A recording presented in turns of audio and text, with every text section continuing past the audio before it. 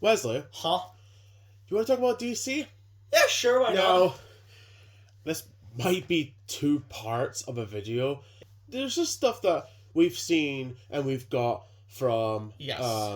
from DC. So, I guess Let's start at the very beginning. It's a very good place to start. what was the first time we got introduced to DC? Well, the first time I got introduced to DC was Batman Beyond. Was that the futuristic? That was basically the Batman equivalent of Spider-Man 2099. Remember that TV show where it's basically like a futuristic Spider-Man? It was like a younger kid being the new Batman with probably the coolest Batman Honestly, suit. the best. A fucking amazing Batman suit. I love the pitch blackness and all you see is his eyes and like the red logo. I swear to God, every live action Batman needs to have the white eyes, because if it works well with Deadpool and Wolverine, yeah, it can work well for Batman. The Caped Crusader. I mean, there was a scene in The Dark Knight where Batman had whites in his eyes, Yeah, but it was like night vision, yeah, it was night vision goggle kind of thing. So, was the Return of the Joker before or after the series? Now you're asking the big questions. I don't know if Return of the Joker was before or after.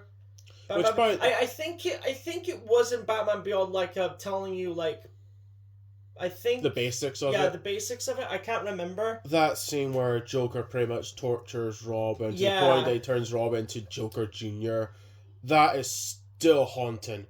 And that scene, he's actually got footage to show Batman. Yeah, in that scene where the Robin Joker shoots him while laughing, and the Joker's like, "That's not funny." I think there's two versions of that death. Yeah, but still, the point is that scene where he just laughs and then cries, and then he just breaks down. Yeah, and I'm like, "Ooh, this is a bit hot and heavy for a Cartoon Network show, isn't it?" Not just for a cartoon movie, but for a cartoon show. That was when directors and animators were like, okay, I don't care if it's sad or depressing, I'm going to tell a good story.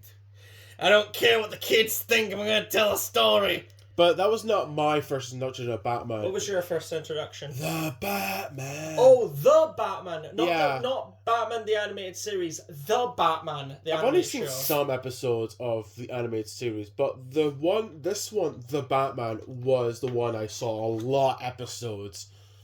I like some of the characters' designs. I love out of all the Catwoman designs, I would have to say that version of the Catwoman I like. I like the big ears. I got the gist of it when I saw the show, because I was just every kid was probably doing this, go through and TV shows, and then your eyes caught this Batman show, and I was in edge of my seat, you were edge of your seat, just looking at it, thinking, "Oh my God, what's happening next?" Because I thought Batman was cool with the gadgets, with the costume, and the vehicles. Oh, remember the Batbike and the Batmobile? We got a toy of them. We got a toy of those ones from that Batman show. Oh, Bane! Bane, yeah, the red one. I thought he looked freaking cool. Yeah. This is probably one of my favorite Banes outside of Tom Hardy's and the one from the Harley Quinn show. Yeah. This one was so big, Batman had to make a suit. A mech. He had to make a fucking mech to beat him. Probably the coolest Joker ever. I like the Joker in the show. This one's got so much energy. Yeah. This is the one that bounces around like he's a Looney Tunes character. Penguin's got some moves. He's got these two assistants that are these scissor sisters. Yeah, these silent ninja women that have these. You remember the woman from X-Men 2 with those blades coming out of her fingers? Yes. Imagine that, but there's two of them, and they're very much Penguin's henchmen. Albino Man-Bat. Oh, that was pretty cool, yeah. That bit in the show where he's just like, "I want to be like the Batman." What, you want to fight crime? No, I want to be feared. There was a gangster Killer Croc, which I remember you saying you were not a fan of that. As you're not a fan of the one from Suicide Squad. It's the one from Suicide Squad. I'm not. I get it. There's multiple interpretations of a character, and sometimes you could do it well, sometimes. I don't think you can ever do the whole Killer Croc as a gangster well. I think Killer Croc should... He should be a monster. Yeah, I think Waylon Jones should just do his own thing and not be... I almost forgot that was his real name. Yeah. You almost forgot half of these characters were people. There was a robot I remember in that Batman show called Dave. It was meant to be like this super detective robot. Yeah, but the way he acted was like General Grievous. Yeah, what was it? He locked like criminals away. Or was that another guy? I think it was another guy. He was just basically a robot. He was trying to prove that he was better than Batman. It was pretty much like the robot from 2001 Space Odyssey. Oh, him! Yeah. Hal, I think his name was.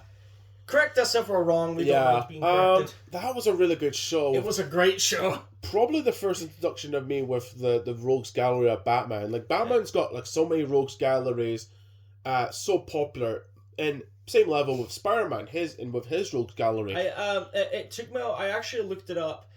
I think Hugbees mentioned this before, but I actually am par with him when I said I honestly thought Rogues Gallery was just a Batman thing. Rogues Gallery is a real police term. Oh yeah, there's even a group of Flash villains called the Rogues. Yeah. Which is weird that they're criminals. But yeah, they don't want to kill people. And they have a no killing rule, which I mean, there was that one episode of the Batman the Animated Series where Joker's like, facing Batman, I will do that, but facing with the bank, no, thank you. Yeah. And as time goes by, I watch like other DC stuff, because I've seen Batman Begins. Yes. And that was my first movie Batman that I saw, and I thought it did have some scary moments, especially with Scarecrow. Yeah. With the fear toxin. Back then, I thought he was scary with a mask, but nowadays I'm like, you know what? I want a real Scarecrow that's terrifying. No. First time you saw him, you thought, oh, that's scary. But nowadays, when you see him, you can't unsee the guy from Peaky Blinders. You can only see or him. Oppenheimer, yeah, you can only see those guys when you look at him. He was alright as Scarecrow. Not the best. I would say the one from the animated series or the one from Harley Quinn is really good. But as far as Scarecrow, he's not terrible. Liam Neeson as...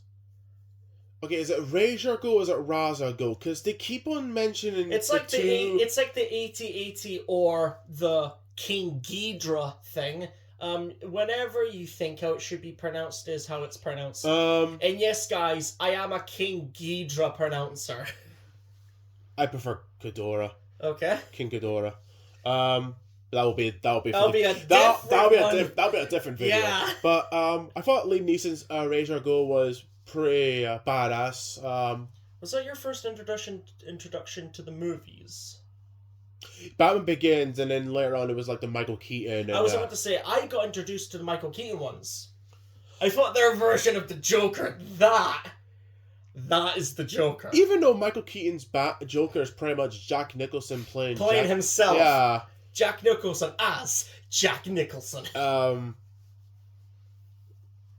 no, like that scene with Batman and the train in Batman Begins, where Batman's like, I'm not gonna kill you, but I'm not gonna save you. And he just like jumps off the train and the train just crashes. Yeah. That's the last time you're gonna see those trains, because in Dark Knight they're not used again. Okay. Because Batman Begins Gotham it felt like Gotham. Yes. The Gotham you see in like The Dark Knight and The Dark Knight Rises is pretty much Chicago. Actually, it is filmed in Chicago. Yeah, it's a pretty big difference between those two. I feel like it needed blimps and it needed trains to make it feel like Gotham. Even though the Michael Keaton, I'm pretty sure it's like based off of a real life city. When you look at Gotham, you can only see Gotham. When you look at the Dark Knight you series, could argue with like the first Joker movie, like that kind of felt like Gotham. That actually felt like Gotham. When you look at like the Dark Knight series. Or the Dark Knight trilogy. You're expecting it's just New York. I can only see New York. You're expecting Sentinel Prime to come out of nowhere instead of already Decepticons attack. Either that, or the what was it called? Lady Liberty walking through the city. Yeah, higher place. Ghostbusters 2. So anyway, back on DC. Back on track. Batman Begins was a good movie. I feel like because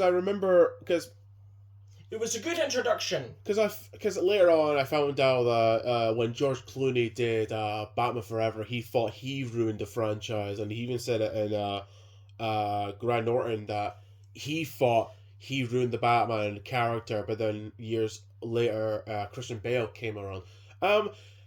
Yes, you can make fun of Christian Bale's Batman voice, but I thought he was a pretty cool Batman. I thought he was a lot better than Dark Knight. Why? What's the problem with my voice? I just feel like I'm trying to be intimate. I just feel you have a lung issue. That's all, Batman. I only smoke 12 packs a day. It's no problem. How the fuck does he do that, Jesus? I feel like it was a lot better in the DC Extended Universe with the Batman voice. Oh, where it's got like a robotic filter. Well, in the Bat-Mech suit. Yeah, stuff like We'll that. get to that later, but yeah. But then I thought Batman Begins was a good movie, and great. I thought like everyone, and then Dark Knight, and I thought everyone kept on saying, that The Dark Knight is the best, not only superhero movie, but it's the best sequel, and I have to agree, it does top the first movie. And there's a few times. Back to the Future too. Well, I was gonna say, there's only a few times where a sequel, like, it's sometimes rare when a sequel is better than the first movie, because sometimes when you have a first movie, like, for example, Jaws, there could only be one good Jaws movie. The sequels are either bad or unnecessary. Iron Man 1 is great, but Iron Man 2 and 3, they're okay. Yeah.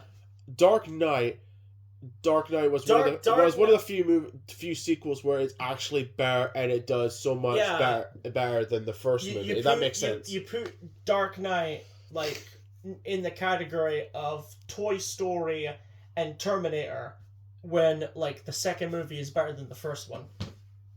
It had a key arc with the original trilogy of Star Wars. Yeah.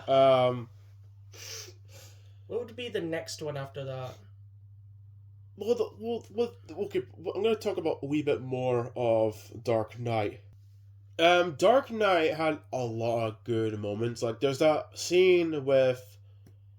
They're doing, like, a memorial or something in the streets of Gotham where they have, like, all the soldiers, like a parade, and they, like, okay... They fire and then one of them is, like, they're just, like, a bunch of Joker... goons disguised as soldiers to the point that Joker's actually in it. He had to take the makeup off, but you still see his smile, like his stitched up smile. The guy who plays Polka Dot Man is actually gets dragged by Harvey Dent in the movie. Oh, before I forget, Michael Caine as Alfred. That has to be probably one of my favorite Alfreds. Oh, best. We'll get to the Dark Knight because there's a Master Wayne. There's a specific scene in Dark Knight Rises that I want to get to when we get to that movie. But I feel like he's probably the few Alfreds that I love. Like his Alfred, the one from Gotham, the Michael Keaton the old Batman movies,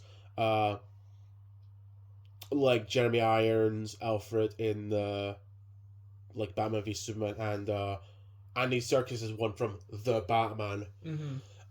They do a great job of showing us. I feel like the old mentor. Like with like I said about the about Killer Croc, there's different variations of a character, and if you can do them in a different way and uniquely, it'll be good. I feel like every interpretation of Alfred? I was about to say Penguin for a second. I feel like every interpretation of Alfred brings something new to the table and is unique. Therefore, each individual Alfred is a good Alfred. Yeah.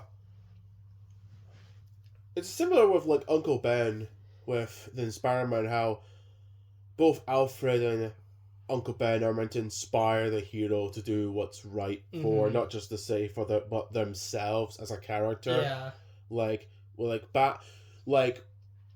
Alfred is meant to be the kind of the father figure of. He's Bruce Wayne's only father figure.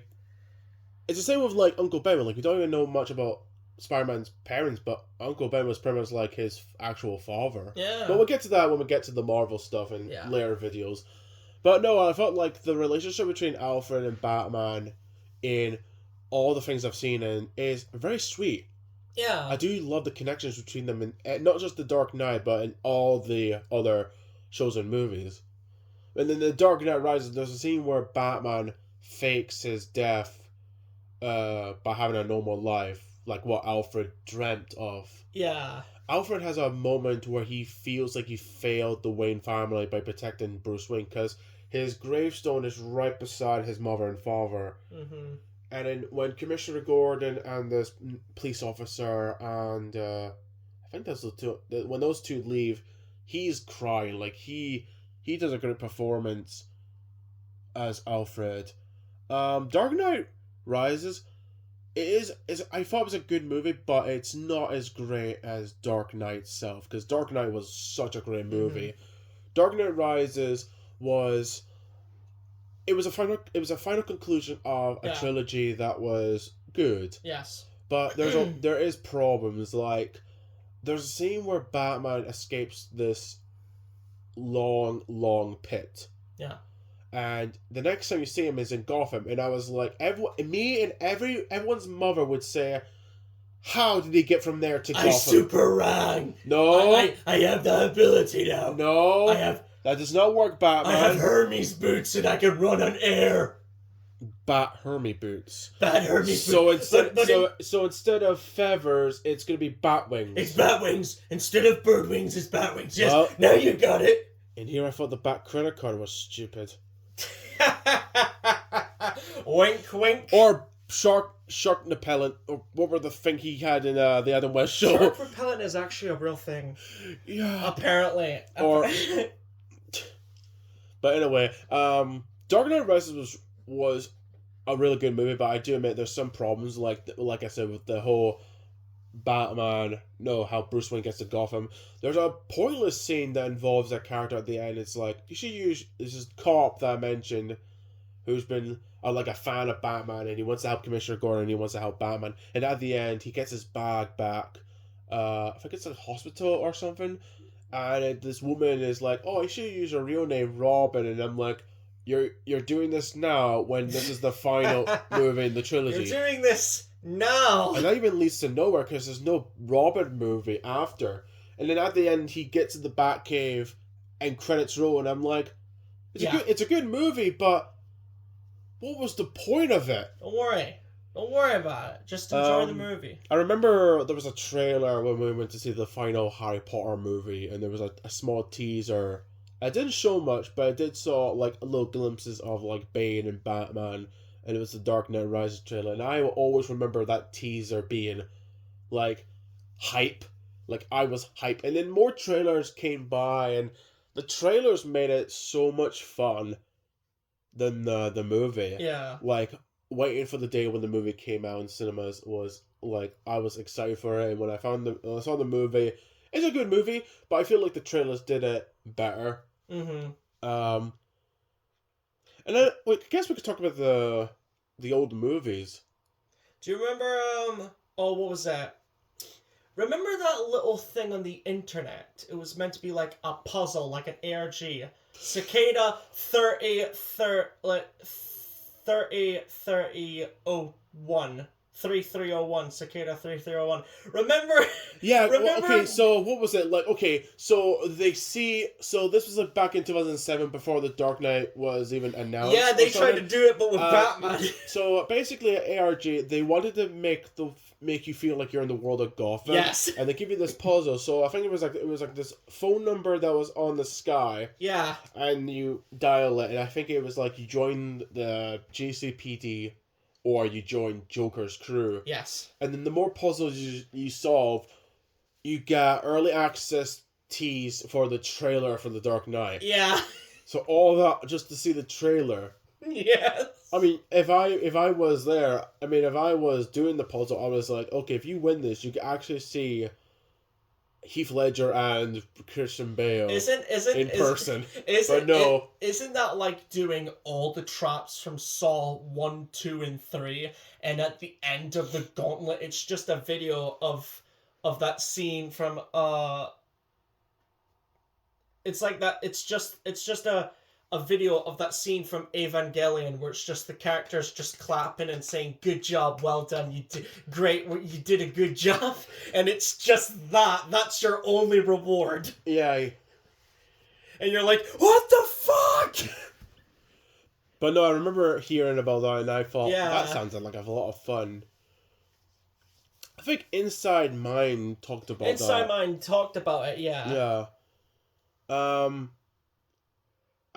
The old Batman movies, like Batman 1 with Jack Nicholson's Joker, that was a lot of fun. It was really fun. Michael Keaton is a great Batman. Yes. I love Michael it. Keaton is my Batman, by the way. He's really? Yeah, that's what I think of whenever I think of Batman. I think of he could only move with his body. He's got pure black costume. I thought it was great that he came back for the Flash movie. Yeah. Even though he came back for the Flash movie. It was good that he came back for the Flash movie, but there was one problem. What was it? He came back for the Flash movie. Yeah. By God, that movie's shit. Anyway, the Batman, like, the Batmobile, the Batwing, like, the Joker has great lines in every movie and show, and one of the ones I remember is when Joker says, "Ever dance to the devil with the pale moonlight?" Yes. And then even Bruce Wayne's like, "What?" Ever dance with the devil?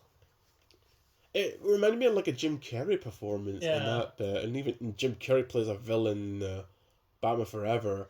Smilex commercial. Oh yeah. That sounds like a real thing Mark Hamill's Joker would do in the animated series. Yeah. And I think he did. The Joker from the Batman show kind of did that, because everything he did, it was had that creepy smile on people, on like the people he, like his victims. Yeah. Always had that creepy smile.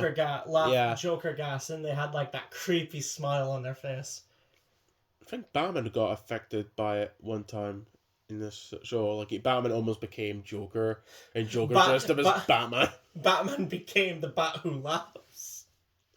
But yeah, I think Jack Nicholson, like I said before, Jack Nicholson is playing himself, but as a Joker, he's having the time of his life. Oh, he's a great Joker. The scene where he electrocutes one of the board members, and he's like, the music. Every time I hear the music, it just reminds me of the Lego game.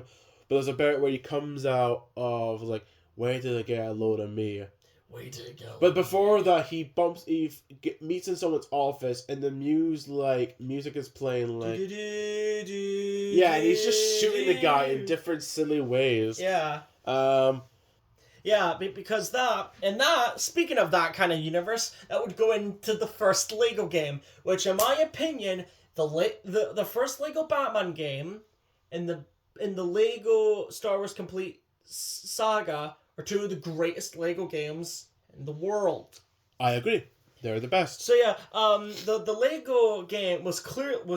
Are we not talking about the other Batman movies? Oh, you want to talk about them first before we talk about the Lego game? Batman Returns. Okay, there was a whole, like, this is the one that people were starting to, like, think, how are we going to sell Happy Meals where there's a scene... where Penguin bites a guy's nose off. Guys. Because in the we need to sort out something. Well, what about we make a thing with Harley Quinn? Or no, what about we make a thing with Mr. Freeze? No, guys, we need to sell Happy Meals. What do you guys suggest? Penguin biting off someone's nose and drowning babies? Print that shit. My Danny DeVito does a great job as Penguin. Best Penguin in my opinion. Well, there's the one from Gotham. Yeah, but I still think Danny DeVito. I'm not human. I'm an animal. Cold-blooded. That scene when he dies and all the penguins just come out. I was like, even as a kid, I was like, "What the fuck am I meant to?" I mean, it's am I laughing what the fuck am I watching? Am I meant to be sad or laughing my ass off? This is hilarious. And it's just like penguins for him, put down a memorial, like pushing the penguin, and in the background you just see the penguin. From Wallace and Gromit just looking around, wondering. That would have been fun. That would be funny if actually the penguin from that movie showed up in Batman. It's like, what the fuck am I doing here? Best villain arc ever. And then I forgot her name. It's the woman that plays Catwoman. She did a great job. Oh yeah, she's probably the only best live action Catwoman. Yeah, I like how her costume looks stitched together. I think that's so cool. I mean, no disrespect to the Catwoman from Dark Knight Rises, played by Anne Hathaway. I thought she was good, but nothing beats the crazy trauma that Catwoman. There's a bit where Catwoman gets pushed by Christopher Walken's Shrek. I don't know. Yeah, so he pushes her off the building. She comes to life by cats. Then she enters her apartment and she wrecks her own room, and that's when she starts to be crazy. Yeah, that's when she becomes Catwoman. Yeah, and I love it when she comes back to the office the next day, and Christopher Walken's character is like, "Didn't I already throw you out?" Listen. Didn't I already kill you? Yeah. You know, even that scene in the ending where it's just like... Oh, when Batman reveals himself. Woman I just murdered? You're fired. And Batman, Bruce Wayne, he just was Batman. And it's just like Batman, it's just like Bruce Wayne and Selena Kyle are just looking at each other and then they just look at this man like, what the fuck? To the point that Catwoman's like, because he is Batman, you moron. Once, and then and he shoots him, and I'm like, I'm really annoyed that we didn't get not just her own movie, but we never got her in the other sequels. That just annoys because she was such a great Catwoman. Oh yeah, like she shows up at the end where Bruce Wayne finds his abandoned cat. Even then, that doesn't appear. Master Wayne, we're not owning it, but can we just keep? No, Master Wayne, that's the 10th one this month.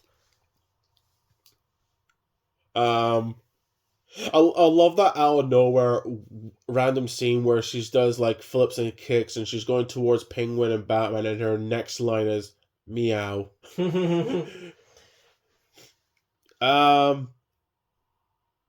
It was pretty funny to see the penguins just walk around the city with just missile launchers. I thought that was funny. Missile launching penguins.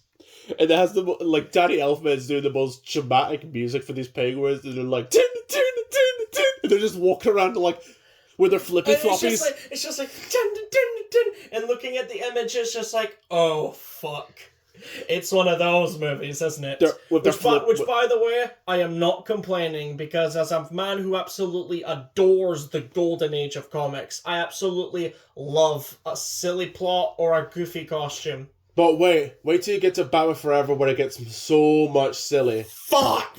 First of all, Jim Carrey, by God, he's the best part but also the worst part of this movie. Joygasm! Spank me. Like, he's got the weirdest lines ever. His Enigma is good, but his Riddler, that is just ridiculous. Oh, I like what you done with play. It's Heavy Metal meets House and Garden.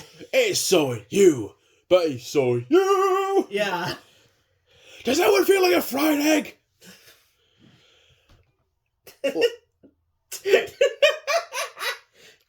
But okay, first of all, that's very hypocritical. Behind the scenes for the guy who plays K. The K from Men in Black. Tommy Lee Jones. Yeah. Tommy Lee Jones. I can't sanction your buffoonery. Yeah. Have you seen your performance? Have you seen your performance as Two-Face? Most of your dialogue was like meh, or you're trying to do a pork impression. And Last Jedi, when it didn't come out until 2017. He is the worst Two-Face, especially of all time. That scene where he's got the guy in that scene where he's got like the guy in like the bat of acid. Oh yeah. And then he acts intimidating, and it's just like, oh my god, this actually, I actually like this. And then he turns on, and he's like, dude, clueless, and it's just like, and you've lost me. I mean, the design of him, I like the design. Yeah. But I just thought the performance and the character, it's just laughable. Goofy. It's goofy, but it's not in a good way. But look, his performance, especially in that circus where he's killing off the Graysons. Is it the Graysons? Yeah, it's the Flying Graysons. The Flying Graysons. He's like shooting in the fucking... He's got a massive bomb that I'm like, even Adam West will be happy. Sometimes you just can't get rid of a bomb. No. He's got a bomb that even Adam West will be looking at this thinking, isn't this a bit excessive? Yeah. I feel like this is a bit too much. The entire movie is just silly. The actor who played Batman was okay. I thought he was okay. Nothing beats Michael Keaton or Christian Bale. But Who was it? Val Kilmer. Was that him? Yeah. Yeah. Honestly, I think he was a pretty good... Iceman from Top Gun? Yeah. I think so. Let us know in the comment section. No, like I said, we don't mind being corrected. I thought he was a really good Batman. I thought the guy who played Robin was good. Yeah. In Batman Forever. Even his costume looked cool. Yeah, they actually managed to make the most laughable, made fun costume of Robin. They were able to make a laughable costume by doing the only thing you can do to make a laughable costume look cool. Make it a wee bit darker. But no, apparently he had to be whiny and bitchy and annoying in Batman and Robin. Oh yeah, I forgot. Batman and Robin is like... Okay, Joel Schumacher made both Batman Forever and Batman and Robin. But say what you want about Batman Forever, it had some entertaining stupid scenes. There's a lot of bad stupid scenes in this movie. First of all, okay, let's talk about the best part of the movie, the worst and best part of the movie, Mr. Freeze. First of all, I love his suit. That is the coolest Mr. Freeze suit. Yeah, it's actually a pretty cool suit. But his performance, like, stay cool, bad boy, cool party. Let's kick some ice. I am Mr. White Christmas and I am Mr. Snow. Can you be cool, Batman? You have 11 minutes to find a bird. And I'm like, he's trying. Look at the dinosaurs. Oh, I don't know, the Ice Age. I believe, what was it like? The Iceman cometh. I'm afraid my condition has left me cold for your pleas of mercy. These are great lines, but these are great lines, but the way Arnold is just ridiculous and stupid. I just love it. It's just cheese. It's just cheese. Which is more I could say about Poison Ivy. Kill Bill plays Poison Ivy, and not gonna lie. Uma Thurman. Uma Thurman. She was fucking amazing in Kill Bill. Oh yes. I can't really say the same thing for Poison Ivy. She was terrible, and it's not okay.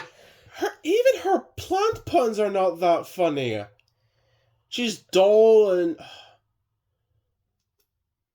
she's just terrible. And I feel like you're getting a bit too angy-wangy. Would you like to go to the other movies? No, I haven't talked about Bane. Oh, fuck. Bane is apparently a dumb henchman that has muscle. Big brute, yeah. Now, apparently behind the scenes, it was meant to be summoning Grundy. Was it? Yeah. That makes a lot of sense, actually. It was meant to be summoning Grundy, but they changed it to Bane, and I'm like... Why? Why? I think summoning Grundy would have been a better choice. Yeah, that would... Yeah, because that's pretty much like a Frankenstein's monster, and that's what Poison Ivy was in the movie. She died, and she grew back as Poison Ivy. Yeah.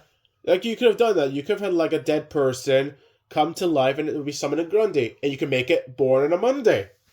Yeah. And you can do the nursery rhyme thing. Just go with me with this. Okay.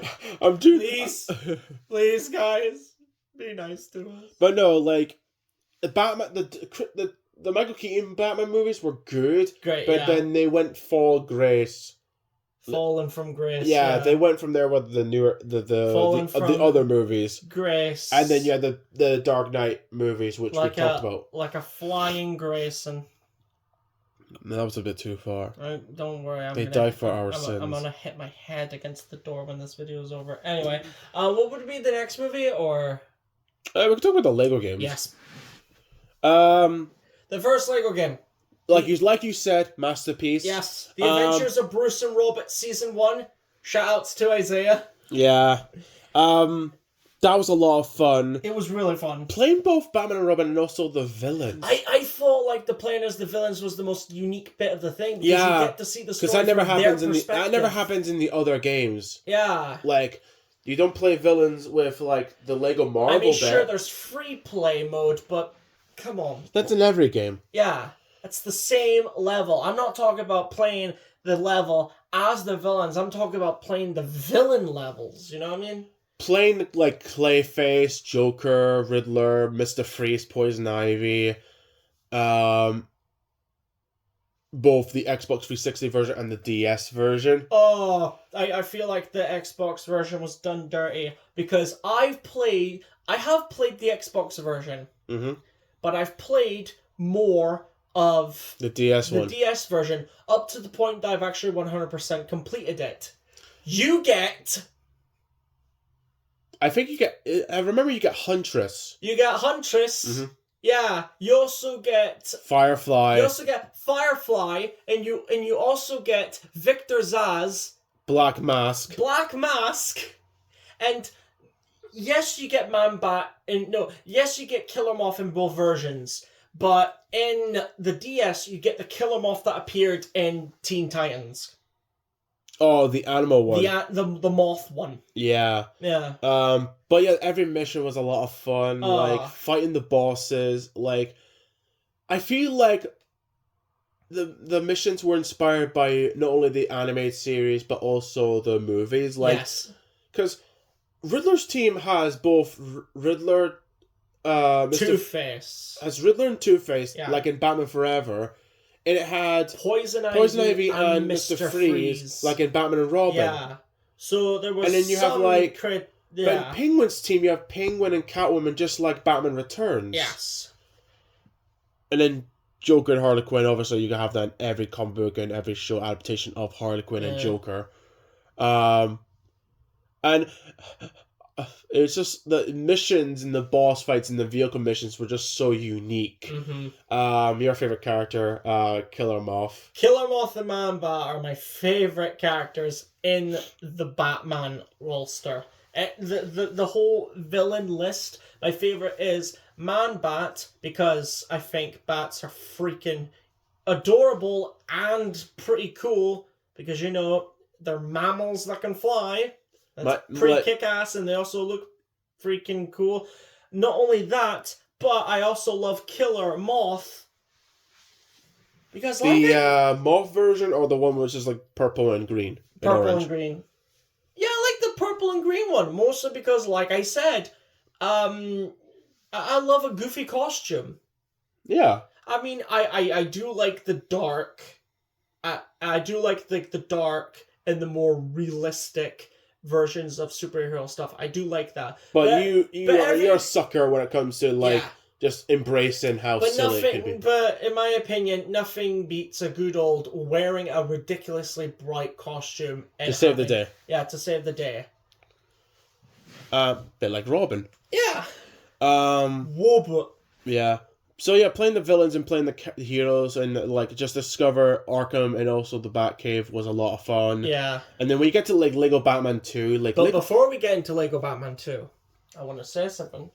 At the back, or more specifically in the instruction manual of the first Lego Batman game, the Lego sets. Yeah, we never got those ones, but we did got the ones when they made them in 2012. Yeah. But then, like, they made them in 2012, and when we bought them, we were like, oh my god, these are freaking cool!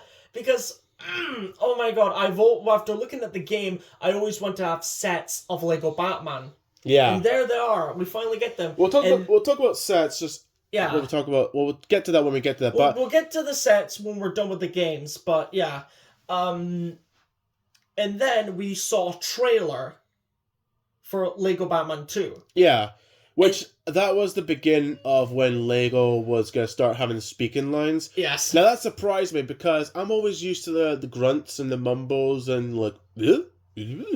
Yeah, talking like the farmer from Shaun the Sheep. I'm glad you remember. Yeah. But no, I thought the trailers was making me excited. It was like, okay, cool, we're getting a sequel to Lego Batman. I really enjoyed the first one. Let's see how the second one goes. And they had like Lex Luthor, Superman, the Justice League, and I was like, oh, cool. And when we played the game, it was a lot of fun. Yeah. The opening mission has like the villains interrupt the Man of the Year award. Yeah. And then like Joker is like, look at that face. Like, what's he gonna say? What's gonna come out of that mouth of his? And then like the Batmobile. Sorry to wipe that grin off your face, Joker. You're not sorry. You're not sorry at all. And then like as missions go by, like you're just having so much fun, like facing against all villains, henchmen, exploring just Gotham, because unfortunately you can't explore Metropolis. Yes, even though there's a level that takes place. Yeah, in LexCorp, but you can explore Metropolis. You can explore a wee bit of it in the Lego Villains, which we'll get to that. Yes. But Lego Batman 2, apart from that one issue, I thought the rest of the game was a lot of fun. Yeah. It would be the third game. The third game has more issues, and I thought the title is an issue. Stop calling it. Don't call it Lego Batman 3. It should have been called Lego Justice League. Or Lego, Shrink the World. Or Lego DC Superheroes. Because you know they did it with Marvel. Lego Marvel superheroes. So why not call it Lego DC Superheroes? Yeah. Yeah. And it's not just that, but the missions were a bit dull. The open world is a letdown. Batmite gives you instructions. Come on, you're not going to compare Midoriya I'm not going to compare Izuku Midoriya. He just sounds very similar to him. I'd rather listen to Deku's voice than Batmite. Yeah. Batmite is... Oh. Anyway, and I thought the villain, Brainiac, I just thought that's not a great voice for the iconic, super intelligent being. Yeah. I think that's what you would compare Brainiac to, is it? I prefer the voice that did him in Injustice. Injustice 2. That's a great voice for Brainiac. The voice of... I think it sounds like Ratchet it's from... Ratchet from Transformers Prime, yeah. That Brainiac was just like I hate the voice. I didn't like the fact that he was goofy. I wanted Brainiac to be serious. It's a fucking Lego game, Aiden. Yeah, but back then, like there's some... I'm wanting dark characters to be serious, and you're wanting kids' games to be dark. Oh, fucking hell. You're mocking me, aren't you? Oh, no. Hey, look, they're making a sequel to Suicide Squad Killed the Justice League. Where? I hope that never happens. But no, I love the first Lego game, love the second one, let down of the third one, but only you have played Lego Villains. I've played Lego Villains. Oh, before I continue, I want to say that the best part of Lego Batman 3 were the villains. Yeah. Like the Legion of Doom, and like I thought it was funny how they swapped personalities. And may I just say, one of my all-time favorite DC characters is Dr. Fate. Oh, he gets wasted. Yeah, Dr. Fate I love. Magic, superheroes, Egyptian themed, wrapped together to create three things I absolutely love wrapped into one character. I'm pretty sure in the comics he fought Spectre, which is like the embodiment of God's wrath.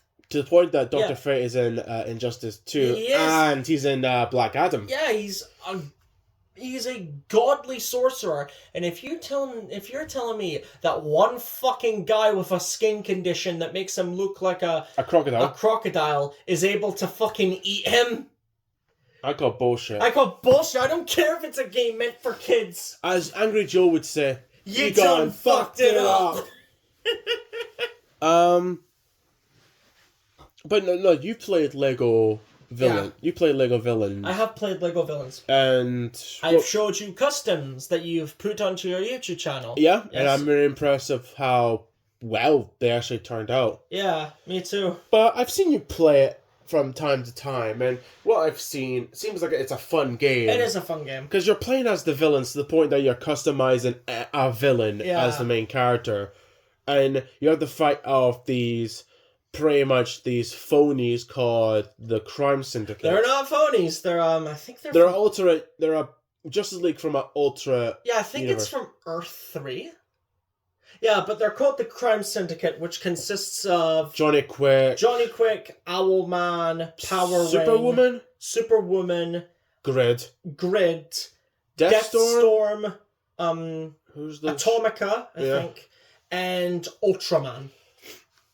Ultraman just kind of reminds me of Homelander in some way, shape, and form. Yeah. I would like to see them in a movie. The only problem I have about the game is that they haven't fucking made Lego sets of the Crime Syndicate.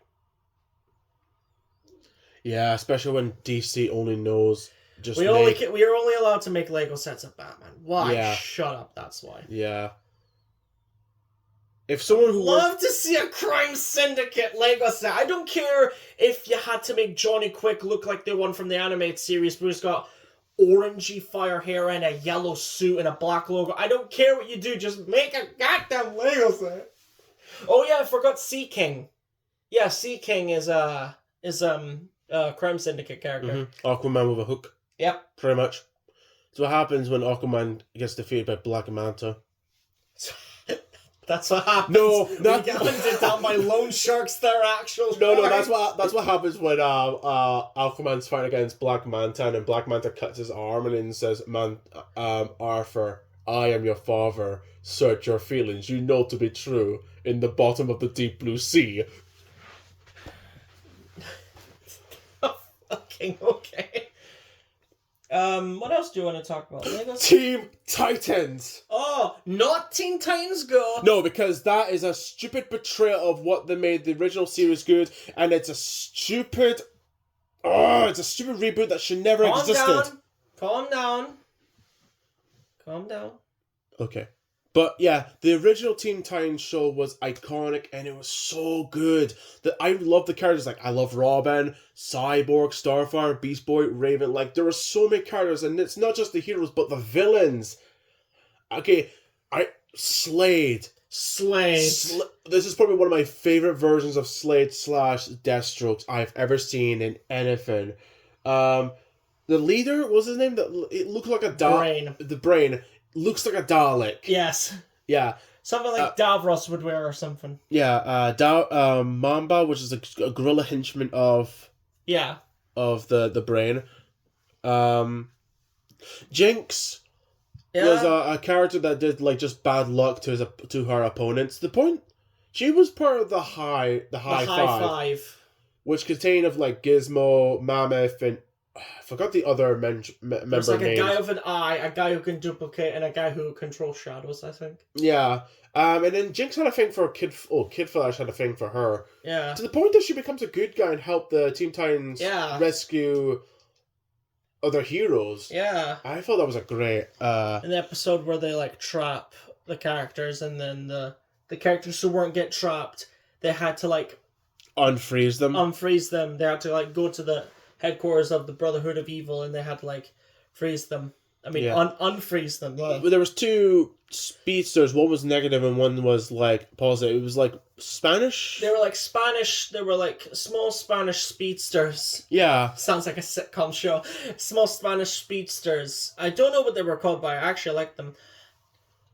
There was an episode where Raven has to look after a bunch of kids that apparently have superpowers. Yeah, one of them has got like an imaginary friend who's like an invisible giant fucking teddy bear thing. Yeah, there was an episode where Robin becomes Red Hood. No, Red X. Yeah. Which, to be fair, it's kind of similar. Kind of like Red X was pretty cool. I think there was an episode where Robin becomes a bad guy and helps Slade. Mm-hmm. That happened. Yeah. And I think it was like there was an episode where Raven had a thing with. There was a thing with Slade and Raven. Yeah. And I think it was something to do with Raven's father. Trigon. Yeah. He looked awesome. He was freaking awesome. Big 6 eyes. There's a big giant demon. Yeah. Big demon. There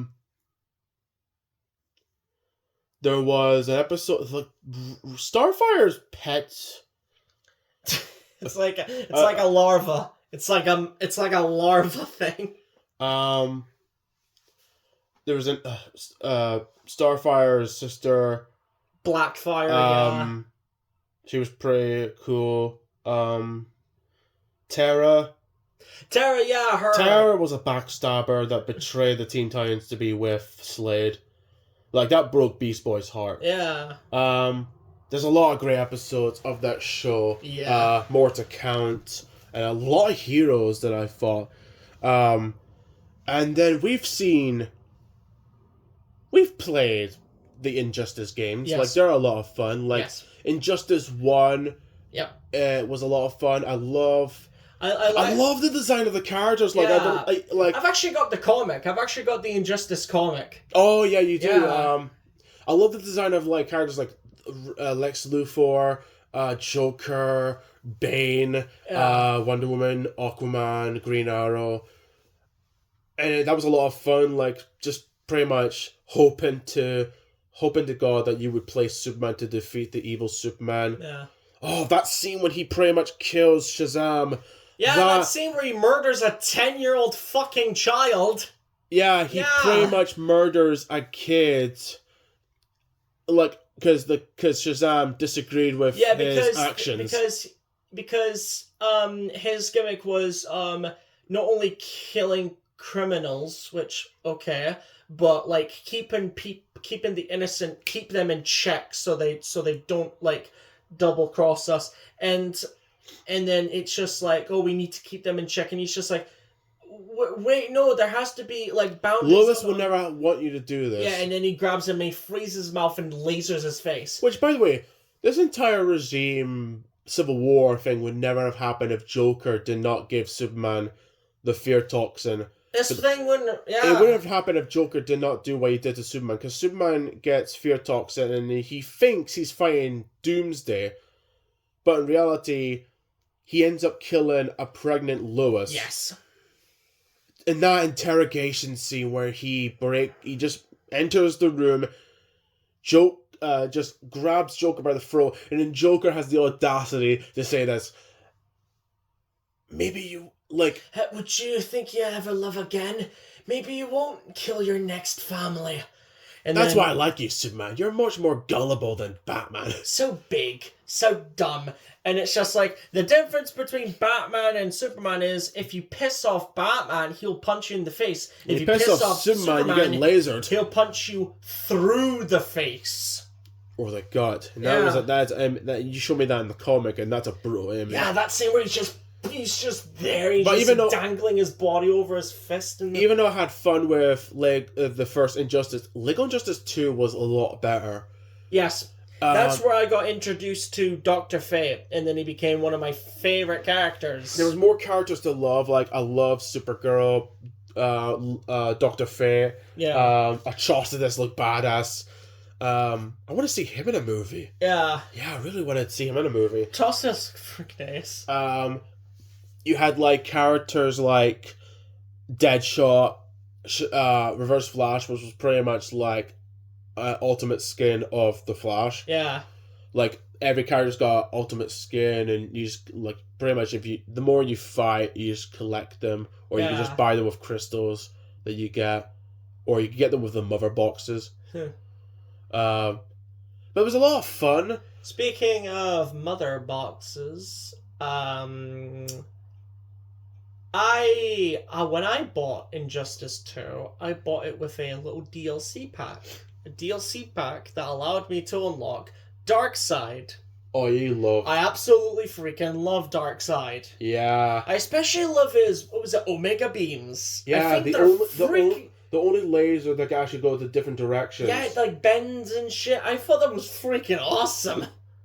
What was the one the Omega Beams was afraid to hit? Huh? You were telling me there was a character that the Omega Beams were scared to hit. Oh, it was a dumb comic. It's one of the reasons why I'm not a huge fan of what they do with this character in the comics. There's a comic. There's like a little joke gag where Darkseid tries to heat vision Batman, and the heat vision goes over his head. And it's just like, how's that possible? And it's just like, I'm Batman, and I'm like, I fucking love you, man, but you can't just say, I'm Batman. In the DC universe, I'm Batman is basically their version of saying, don't worry about it. Yeah. Don't worry about it. Injustice was a fun game. Injustice 2 was a lot more fun. I love the story and how it gives you, like, ultimate choices. Yeah. I do like games when it gives you an option, like, oh, if I do this, what would happen? Yeah. But if I go back and do this, what would happen? Mm-hmm. I do love that. Unfortunately, we had to watch the Green Lantern movie with Ryan Reynolds. Did you know that was actually meant to be the beginning of the DC universe before Man of Steel? What?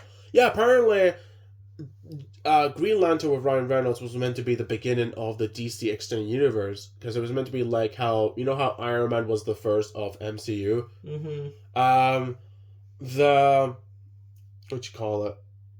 Green Lantern was meant to be the beginning of the DC universe, and it was going to have multiple movies, but with Green Lantern being not only a terrible mess of a movie, but let's just say he did not make enough green in the box office. To be honest, the whole entire movie feels like it's orange. It does look orange. It's less green and more orange. It's less willpower and more greed. But Green Lantern was such a terrible movie.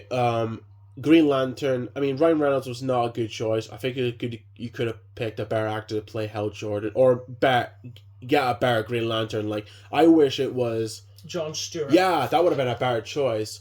The villain. There's two villains, I think. There's one that gets like a massive head. I forgot his name, but Parallax. Parallax, you've told me Parallax in the comics is like a mixture between Venom and the electric gremlin from Gremlins 2. He kind of looks like a combination between the electric gremlin from Gremlins 2 and the Violator from Spawn. He kind of looks like that. Okay. Yeah. All right. You remember the Violator? Yeah. Yeah, the clown guy. The demon form of the clown guy. But yeah. He was a terrible villain. He got the Galactus treatment. The space fart treatment. He just basically, it was a black gas. It was a gas cloud. That was it. And it was a like space fart. That's all he is. He looked terrible. The love story was terrible. What love story? Exactly. Right, there was a love story. The Green Lanterns were bland, but the fact that we bought 2 figures from Green Lantern, this is back in 2011. We didn't know better. We actually got 2 figures of Green Lantern. One was obviously Hal Jordan that had a green hand. A green fist. A green fist. And then the fish dude that had a scorpion. Yeah, it's a fish guy with a beak. Yeah. Green Lantern fish Alfred. Oh, remember we had the Green Lantern ring? Yeah. We actually had a Green Lantern ring. The reason why we wanted to get these figures is because we wanted to make a better Green Lantern movie, to be honest. I wish I had kept them. Yeah. So I could just do them. But that was a long time ago. That was a long time ago. In a DC far, far away. In a DC far, far away, yes. Speaking of the DC universe, Man of Steel was a movie I was actually looking forward to. Because I remember when we went to see Dark Knight Rises in cinemas, there was a trailer where they used the music when after Gandalf dies and everyone's crying over his death. That's the music they used. Yeah, they used that same music from the Fellowship of the Ring as a teaser, and it doesn't show you much. It just shows you like a boy with a cape. It shows you like in a farm, and it shows you like it's gonna be like produced by Christopher Nolan and directed by Zack Snyder. Yeah. And it just showed you like Superman flying above the air, and it just said Man of Steel, and I was like, okay, cool, another Superman movie. Yeah. I was like really excited because I really do like Superman as a character. But when the movie came out, I thought it was alright. The good things, Henry Cavill is a good Superman. Yes. I think he's one of my favorite Supermans ever. I just wish he had more respect when it came to the universe, because I think they kind of did him dirty in the later movies. Yes. Especially the Joss Whedon Justice League. And you have like Zod. I thought he was a fun villain, over the top, just like in Superman 2. I will find him! Where is the Codex? Oh, fucking no, stop shouting at me! That scene when he's like interrogating Superman's mother, and it's like, you try to hurt my mother, and it just like he's just like punching him, and that was such a great moment from that movie. I thought the action scenes were pretty cool, like the opening scene with on Krypton. I thought was a lot of fun. Yeah.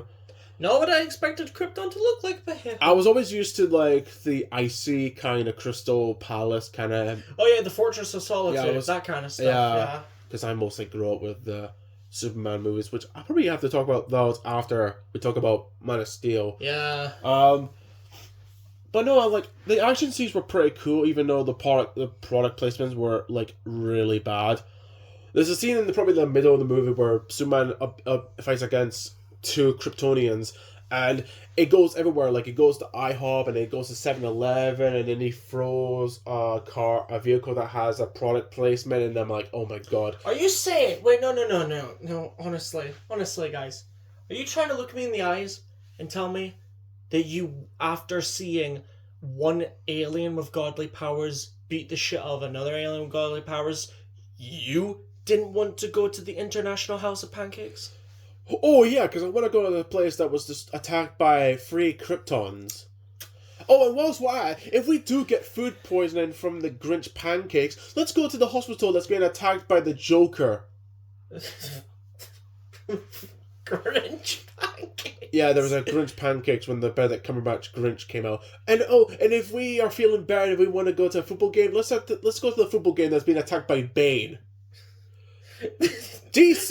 Hang on a fucking minute. You're not safe in the world of DC. Hang on a minute. Cities get destroyed. Product placement get destroyed. Your Boomer does not live. What about Boomer? But there's a lot of bad stuff in Man of Steel that I'm not a fan of. First of all, Lois is a dull character, but nothing is worse compared to Russell Crowe or Paul Kent. There's a scene where Clark Kent tells his father, what should I have done? Just let him die? And the father's like, maybe. And I'm like, oh, that's a great lesson to teach your kid. That's a great lesson to teach your kid that's going to be a superhero. If the people are about to die, just let it happen. This is exactly how Brightburn happened. This is how Brightburn actually happened, yeah. This is how Brightburn started. Don't be like Brightburn. I want to talk about the Superman movies. Yeah, because I've only seen 3 the old Christopher Reeve Superman movies. Yes. Superman 1 and Superman 2, great movies. Superman 3, have you seen? No, I have not. I haven't either. Superman 4, unfortunately, yes. Let's talk about Superman 4 before we talk about the other 2. I was about to say, let's talk about Superman 4. Superman 4, okay, so let me get this straight. So Lex Luthor makes this being called Nuclear Man. Yes. That's made of the DNA of Superman and nuclear weapons. Yes. But apparently, when the superhero goes into shadow, falls. I noticed that, I noticed that when I was looking back, because I genuinely thought that, all things considered, I thought Nuclear Man's costume looked pretty freaking cool, so I wanted to look back on it. So I watched a video. Literally, he says, "Okay, come closer into the room." The second he's out of the sun, he just collapses. Imagine fighting a villain like that. "Ha, Superman! I shall destroy you in this building, this abandoned warehouse." Turns off one of the... closes the blinds. Oh, fuck! You know what I mean? The entire movie was just a ridiculous mess. I'm glad that Christopher Reeve had 2 great Superman movies. Yeah. Let's talk about those ones, because those are really good. Now, yes, you could like nowadays you could make fun of the blue screen effect of Superman flying. I still think it was good. Here's the thing. Back then, it was evolutionary. Yeah. It was film. It was like the begin. It was like the feature. It was a feature of filmmaking. Yeah, don't look at it as a modern day person looking at an older movie. Think of it as being a person back then, in the first time this kind of technology. This was groundbreaking technology. Yeah, I mean, yeah, you can see the wires and you can see the obvious fake blue screen. But then back then. It was good stuff. It was good stuff. And, like, with Superman, Christopher Reeve is my Superman. That's my Superman, too. He is so good. And it was a real shame that he passed away. And I think, a few months ago, he had, like a movie about him as Superman. Mm-hmm. And it was really emotional. Mm-hmm. And he is such a great character. I mean, he plays both Superman and Clark Kent really well. It was a real shame they had to give him the most terrifying, ugly CGI effect in the Flash movie. That was disrespectful to his character and his performance. There's a scene in Superman 2 where he pretty much gives up his powers to be with Lois Lane. I think that's happened in the comics before. And basically, there's this jerk in a diner that's causing trouble, and he's trying to set it out, but then the guy beats him up, and then he sees news of Zod wants to challenge Superman. So then Superman gets his powers, and then at the end of the movie, he comes back to the diner, and he finds the guy who's still being a jerk, and he's like, "Oh, I didn't know that trash could talk." And then he pretty much, like, when he punches Clark Kent, his knuckles are broken. Yeah. And he pretty much puts him in the chair, spins the chair, throws him out, and then everyone's looking at him thinking, "What the hell just happened?" And his response is the best response is when he says, "I've been working out in the gym." And I'm like, I've been hitting the gym. That's what Superman would say. That's what Clark Kent would say in that scenario. Okay, so the face of a nerd, but the body of a He-Man character. I mean, yeah, that's pretty much Superman. Yeah, that's pretty much Superman 101. It's him in a nutshell. Go back and, like, I just realized, like, that's the reason why I prefer those movies better than Man of Steel, is because of one simple scene. Superman is leaving Krypton. Krypton's getting destroyed. He lands on the planet. Next scene, he's already working offshore and the oil rig is getting destroyed. Yes. And I'm like, where's the part where he lands on a farm and he's going to get looked after by 2 farmers? You could have just had a scene where he falls into a farm, you hear crying, and what the farm, like, Mark Kent and, like, they're all looking at the farm, they see a crying baby, and that would have been a perfect moment to show, like, the Man of Steel logo, or cut to years later. Like, at least show us him landing on the farm, for crying out loud. At least the old movies got that right. Yeah. Because I feel like Superman is a fish out of water story where it's an alien that discovers, like... It's an alien. Not only is he an alien that discovers this new world, he's an alien, and he's an alien with freaking insane strength. Yeah. Yeah, the people he is with, yes, they're humans, but they're practically ants to him. Yeah. The fact that you said indestructible just reminds me of that scene where it's in I think it's in Supergirl TV show where I think you remember you told me this. Supergirl, indestructible, gets her ears pierced. Yeah. And I'm like, wait, how does that even work? Yeah, I haven't seen all of it, but I remember, like, me and Aiden were, like, we were watching clips of, like, some stuff, right? And then we got to the scene from Supergirl, like, the Supergirl movie. Like, the weird one. The one where her greatest nemesis is an invisible guy and a freaking construction site. Yeah, that one. There's a scene where she meets up with two people, and like one of the guys is like trying to look up her skirt, and she slaps his hand. And I said, bullshit. His arm would have been fucking ripped off. Yeah. Because she slaps his hand. Are you telling me that he didn't completely rip off of his arm? You probably not remember this, but I remember when we went to Salou, we were just watching telly. I think it was just before we were leaving to go back to Aberdeen. And I remember there was like a news bit talking about how Zack Snyder was making a new movie. And yes. It was going to be... This was months after Man of Steel, so it was going to be Batman v Superman. And I was like... Already? Yeah, okay, first of all, I was like, already? We haven't had a Batman movie. Oh, actually, at first I thought, oh, it's going to be Christian Bale's Batman meeting Superman. Okay, I see with it. But then, but no, it's Ben Affleck, which I thought, okay, surely he could have his own movie and then have like a build-up to their rivalry. Because both Superman and Batman have different points of justice. Yeah. And when I found out it was Ben Affleck, people went crazy because they was like, really? You're picking the guy that played Daredevil? Come on, he's going to be a terror... Isn't Daredevil and Batman basically the same character, except one's blind? But in the Daredevil movie that Ben Affleck was in, people thought that was a bad movie. I've never seen it, so eventually I will. I might see it at some point, but I never see it, so I can't form my opinion on that. Yeah.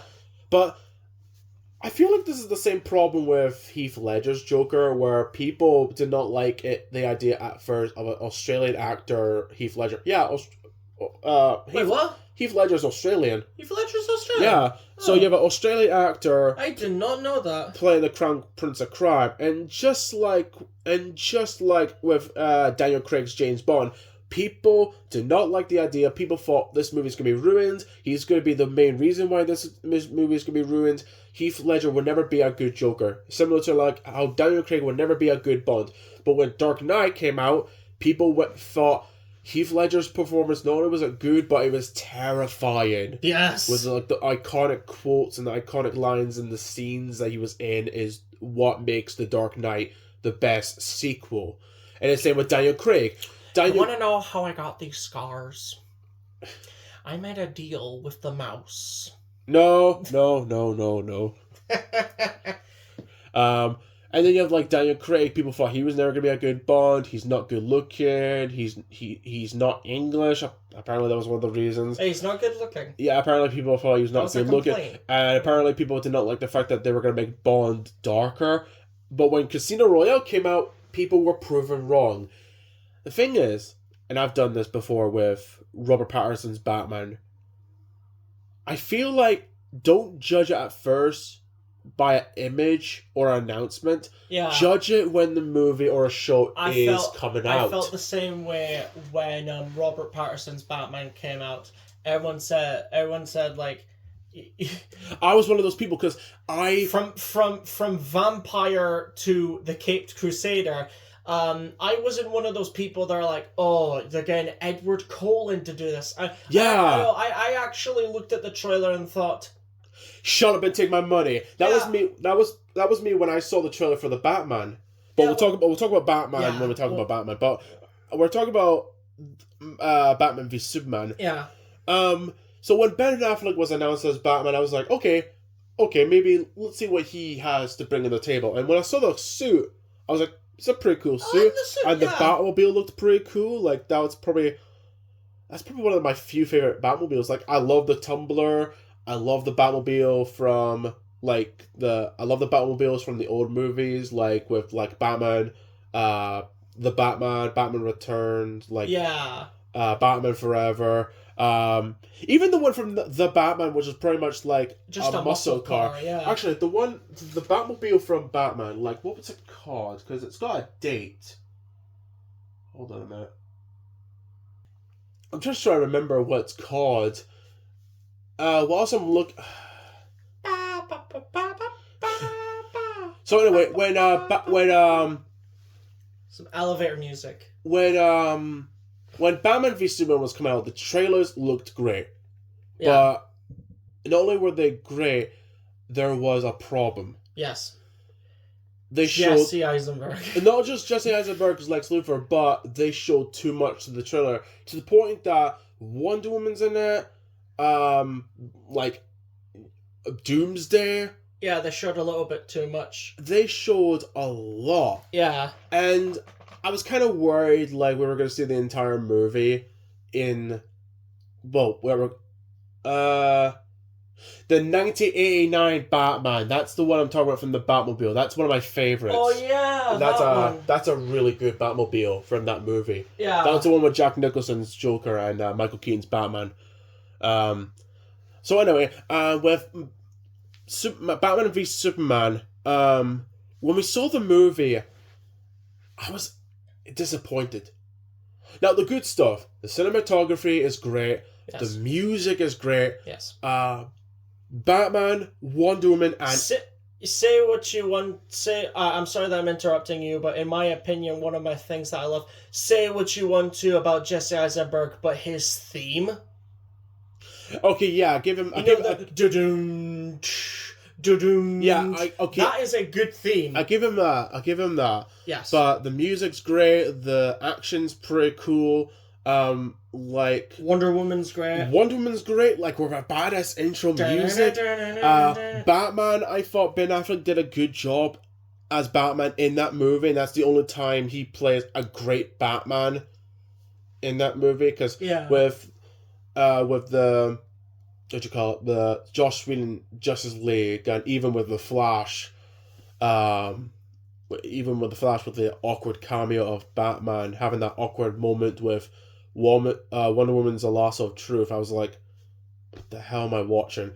But no, I thought he was a great Batman in the movie, and not just him, but Jeremy Irons as Alfred. I thought, like, this is we've seen Alfreds that are like butlers. We've seen him as soldiers. This is the one that was pretty much like a computer geek. Like, he was the one that was like the autopilot of the Batwing, and just like tell on the comms to Batman, like telling him what's going on. But no, I think Ben Affleck did a pretty good job as Batman in that movie. Mm-hmm. The bad stuff. Oh, come on, Aiden. Jesse Eisenberg is a terrible Lex Luthor. And the thing is, it doesn't even feel like Lex Luthor. He feels like the Riddler. Most of his dialogue are just riddles, and it's a terrible Lex Luthor. And you know what it feels like? It feels like his character, Jesse Eisenberg's character from the Facebook movie. It feels like I'm watching Zuckerberg as a bad guy. It doesn't. It feels like a joke. Superman's worst nemesis, Mark Zuckerberg. It just feels like I'm watching a hacker being like a troll towards Superman. Okay, there's a scene where he gives this woman pee in a jar. A piss jar. He literally gives her a jar of Jarate. Yeah. One of Sniper's jars. And he's in the background just pointing and laughing at her. And it's not just him, but Doomsday. What the hell did they do to you, buddy? Doomsday is meant to be like this ultimate monster. Like this being that's meant to kill Superman. They got a cave troll. But here's the thing.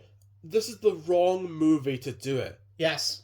This could have been a Justice League movie. Or maybe like the last movie. This should have been a build-up. Yeah. Because I feel like this is the second movie in the universe, and already the universe is falling apart, where not only do you have Wonder Woman that only had her movie the year later, you have Batman who's never had a solo movie in this universe, but there's a scene where Bruce Wayne shows Diana multiple like files, and all of them are like Cyborg, Flash, and Aquaman.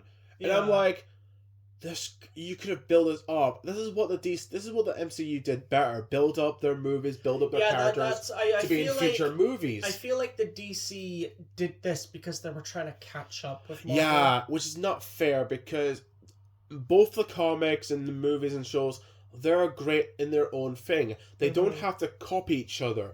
They with Marvel had Guardians of the Galaxy. DC had to copy it with Suicide Squad, and to the point that they had catchy music in the trailer to make it feel like a group of misfits that are criminals that could save the world. Yeah. Batman v Superman came out the same year Civil War came out, so they had to win over people. Which one do you want to go and see? Batman v Superman or Civil War? Yeah. Man of Steel is a popular superhero that's the heart and soul of a Justice League team. Iron Man is a popular superhero that's the heart and soul of the Avengers. Those are the two movies that started their universes. Yeah. I feel like Marvel and even DC has to stop copying each other and just do their own unique thing. Do their own thing and just try not to be competition. Yeah. And that's why Marvel always milks this movie every year to the point you get 5 or 4 movies each year, which is ridiculous. But with DC, Batman v Superman was there's a lot of things happening. Yes. And it kind of feels like the extended version of Watchmen with the pirate ship. Oh yeah. You didn't need to have... I like the story, but yeah, you didn't need to have all this plot in one movie, because when you get so much plot, you get Spider-Man 3. I don't know why, but when you said that, I get it, you're comparing the two things together, but I'm just imagining someone watching the TV and they're halfway through watching Batman versus Superman. In the second it's that scene where it's just tell me you bleed, and then the guy just rubs his eyes and he looks back again and he's like, what the fuck? And it's that scene of emo Peter dancing. Oh god. But no, even though I mentioned good stuff, there's a lot of bad stuff. Lois Lane is pathetic.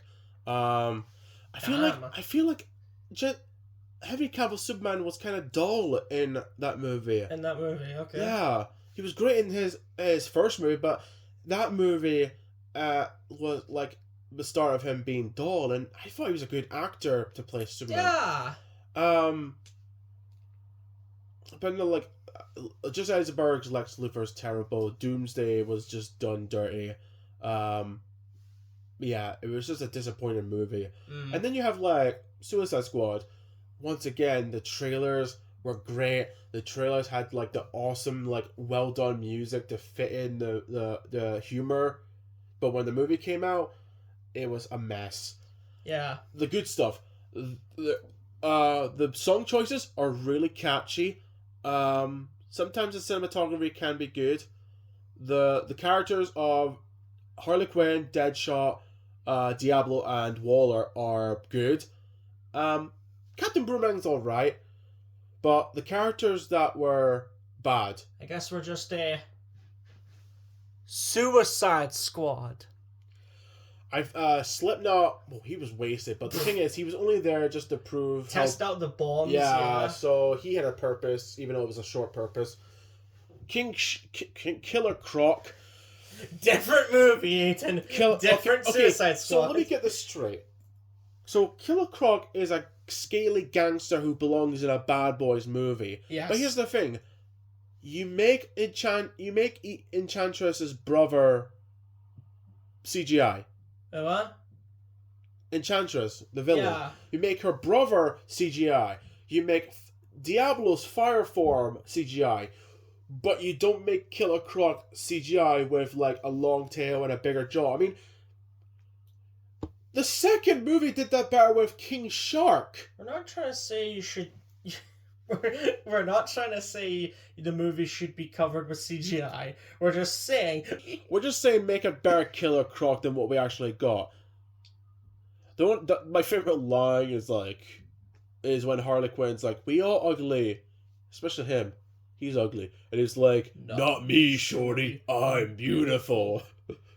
Or there's a bit where he's going to subway train station, and it's like, I live underground. You are just tourists. And he just like swims underneath. I think it's like a bomb underneath the. But I do like I did something. But there's a cool scene with Batman chasing Joker. I thought that was pretty cool. Yeah. And the scene with like Deadshot and his daughter, I thought that was pretty sweet. There's Enchantress is a terrible villain. Her brother's dull and boring. Subtle, I see. Jared Leto's Joker. That's all you need to say. Yeah. Don't go into detail. Nothing much. Yeah. You know what was the most disgusting thing about him? It was not much of his performance on screen. It was what he was doing behind the screen. He was giving his co-workers dead rats and used condoms. Just like the real Joker. No, that's me. You know what? No, that doesn't even sound like what the Joker would do. That's what like one of those prank videos that go way too far would do. But no, like that Joker, the design of him was terrible. I just didn't like the short hair. I didn't like the tattoos. I didn't like the fact that he had gold tooth. I mean, this doesn't feel like Joker. It just feels like a gangster. Yeah. Like, and Joker's not a gangster. Joker is meant to be the crown prince of crime. Yes. And I thought he did a terrible job. His gimmick isn't territory or money. His gimmick is causing as much chaos as humanly possible. I mean, he can cause chaos with money. Yeah, but that's not the Joker's thing. But no, I thought like I thought he did a terrible joke. And the thing is, he's probably the only Joker I do not like. I love all their Jokers that I've seen. Yeah. What was like? So wasn't it It was Wonder Woman. Wonder Woman after that, yeah. So Wonder Woman, I was hoping, okay, the trailers had to be good. I hope the movie's good. And when the movie came out, it was a really good movie. It was freaking good. And I was like, yes, we've got to win. We've got to win. Apart from the third act of the movie being terrible. I mean, yeah, we got lightning in a bottle. I mean, sure, the ending with Ares is a bit meh, but we caught lightning in a bottle. It's not just meh, it's terrible. Like, Ares is meant to be this awesome looking villain.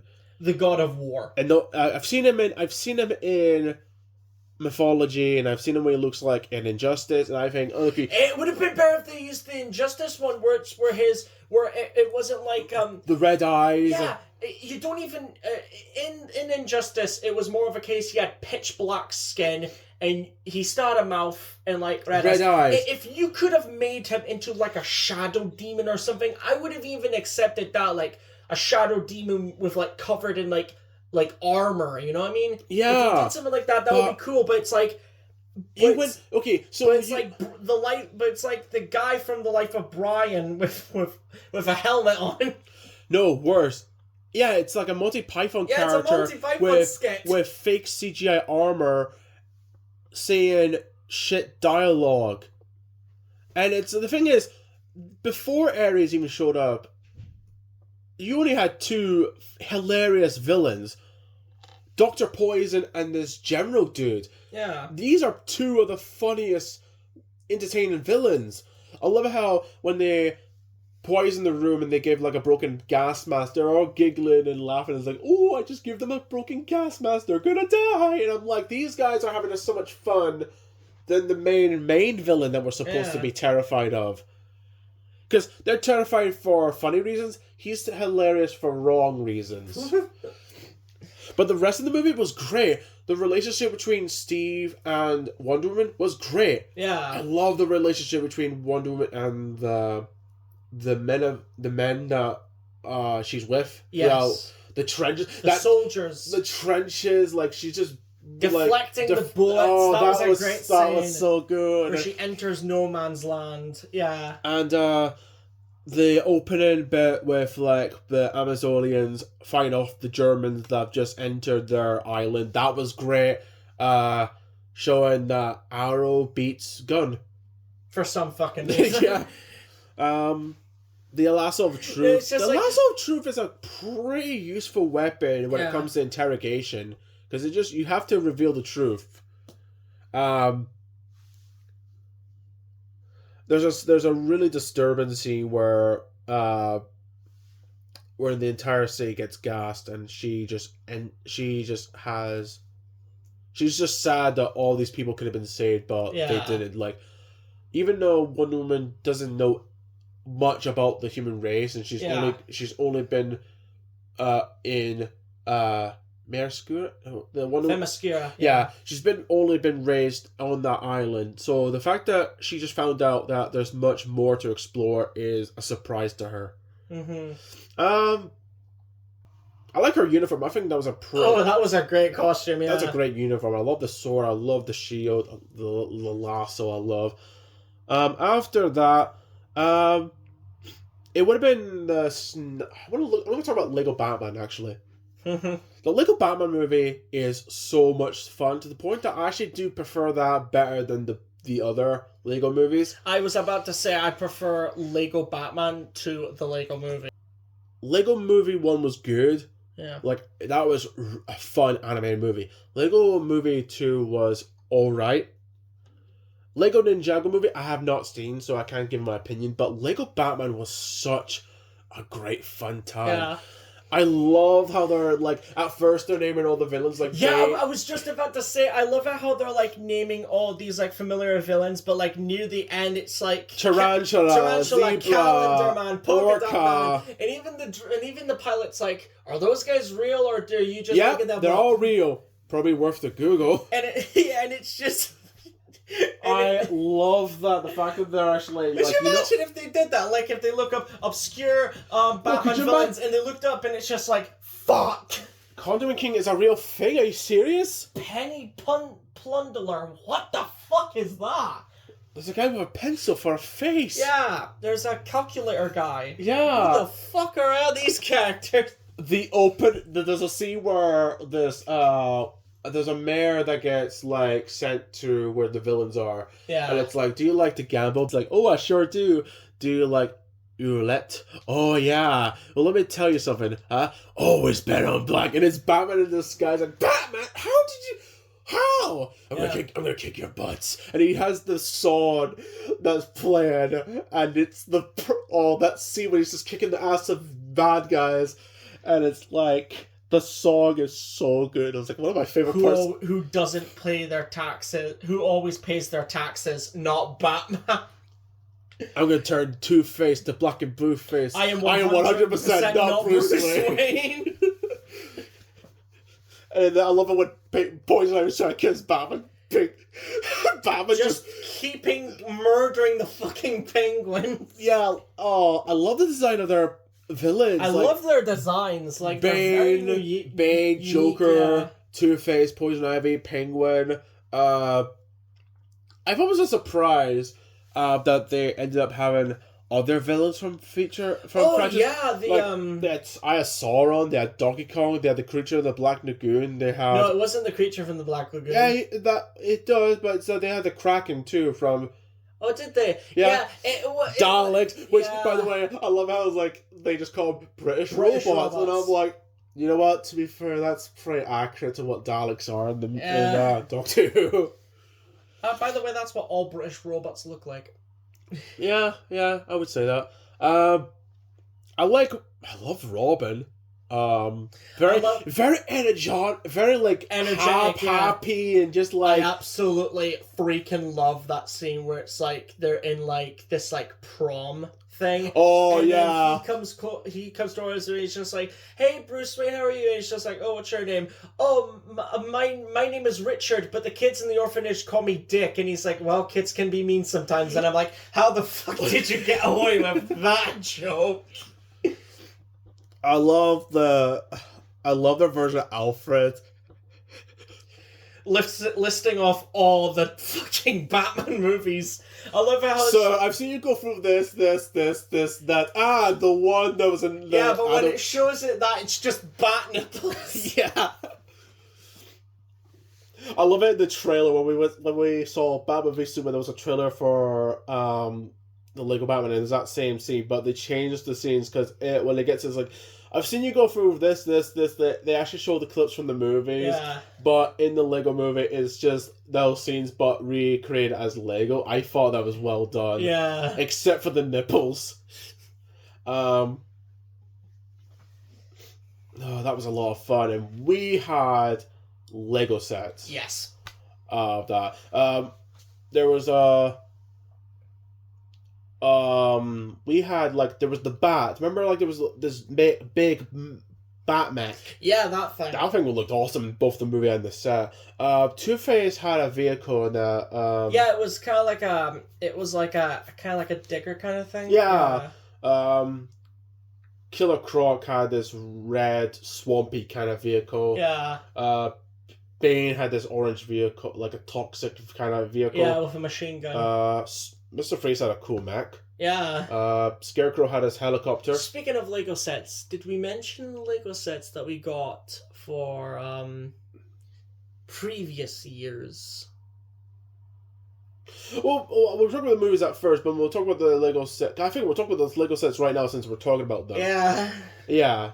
Because we did mention when the Lego sets came out in 2012, we just decided to get them. Yeah. Because we got the Batcave. The Batcave, which had Bane's drill vehicle. That was pretty awesome. We had the bank heist with Two-Face. Yeah. One of my favorite Batmobiles. I got the set that came with Superman, Wonder Woman, and Lex Luthor. In a mech. That was a pretty cool. That was a pretty cool thing. There was a mech that I never got. It was the one with Lex Luthor having a giant axe. Mm-hmm. I never got that. I wish I did. Yeah. There was a little chase of Batman with a wingsuit chasing. Yeah. Catwoman in a purple, a little purple like bike. Yeah.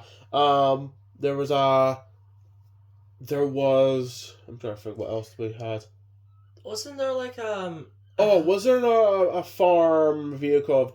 Like it had Blue Beetle. Yes. It was like a combine, but it had like toxic. It had like fear gas in it. Yeah, and it had like, what was it, like Batman. Blue Beetle, which was pretty cool, and Killer Moth and Scarecrow. Yes. We had what was it like? There was a Batmobile with the Flash, but it had the Riddler in a car. Yeah. Oh, the Riddler had a car in the Lego Batman movie. Yeah, it did. It was like that was a pretty cool. That was a pretty cool vehicle. I love that design. Speaking of which, the Riddler. I also had a Catwoman. But this was for the movie, so it's like Catwoman in like an even bigger bike. Oh yeah, I remember that.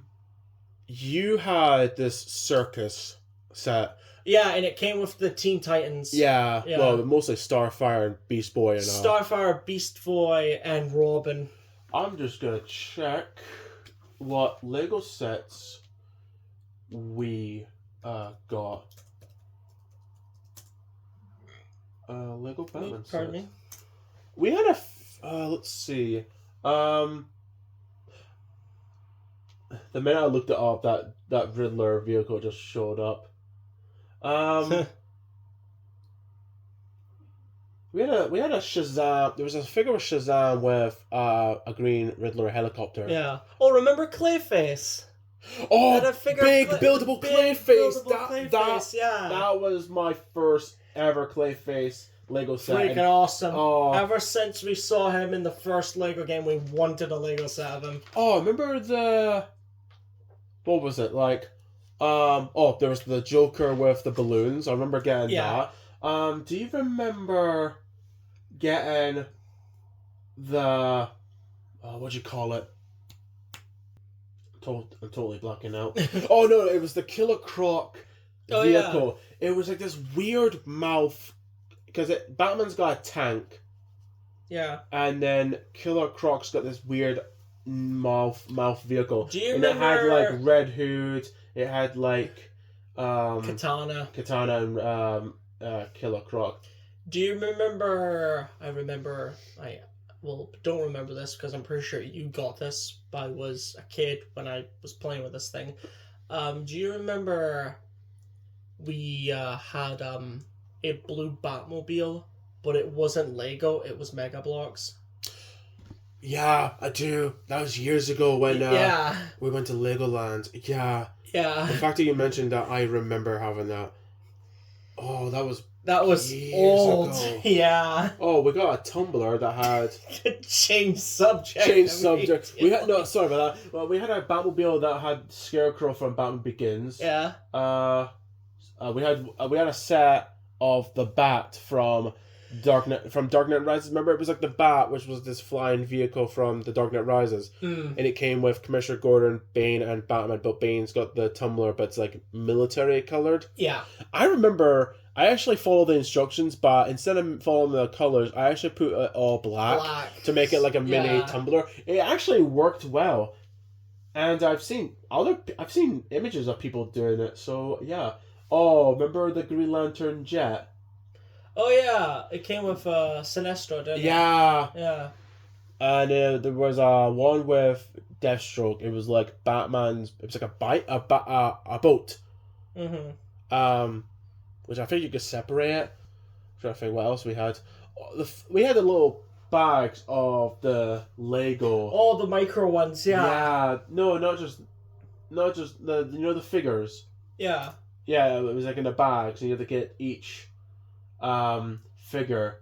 One would have like Sinestro in a blue. Oh, those ones, yeah. It was we had like a blue Sinestro. We also had a Jay Garrick's Flash, which was pretty cool. Mr. Miracle, and he had handcuffs. We even had it when the Lego Batman movie came out. Like we had Joker in a prison uniform.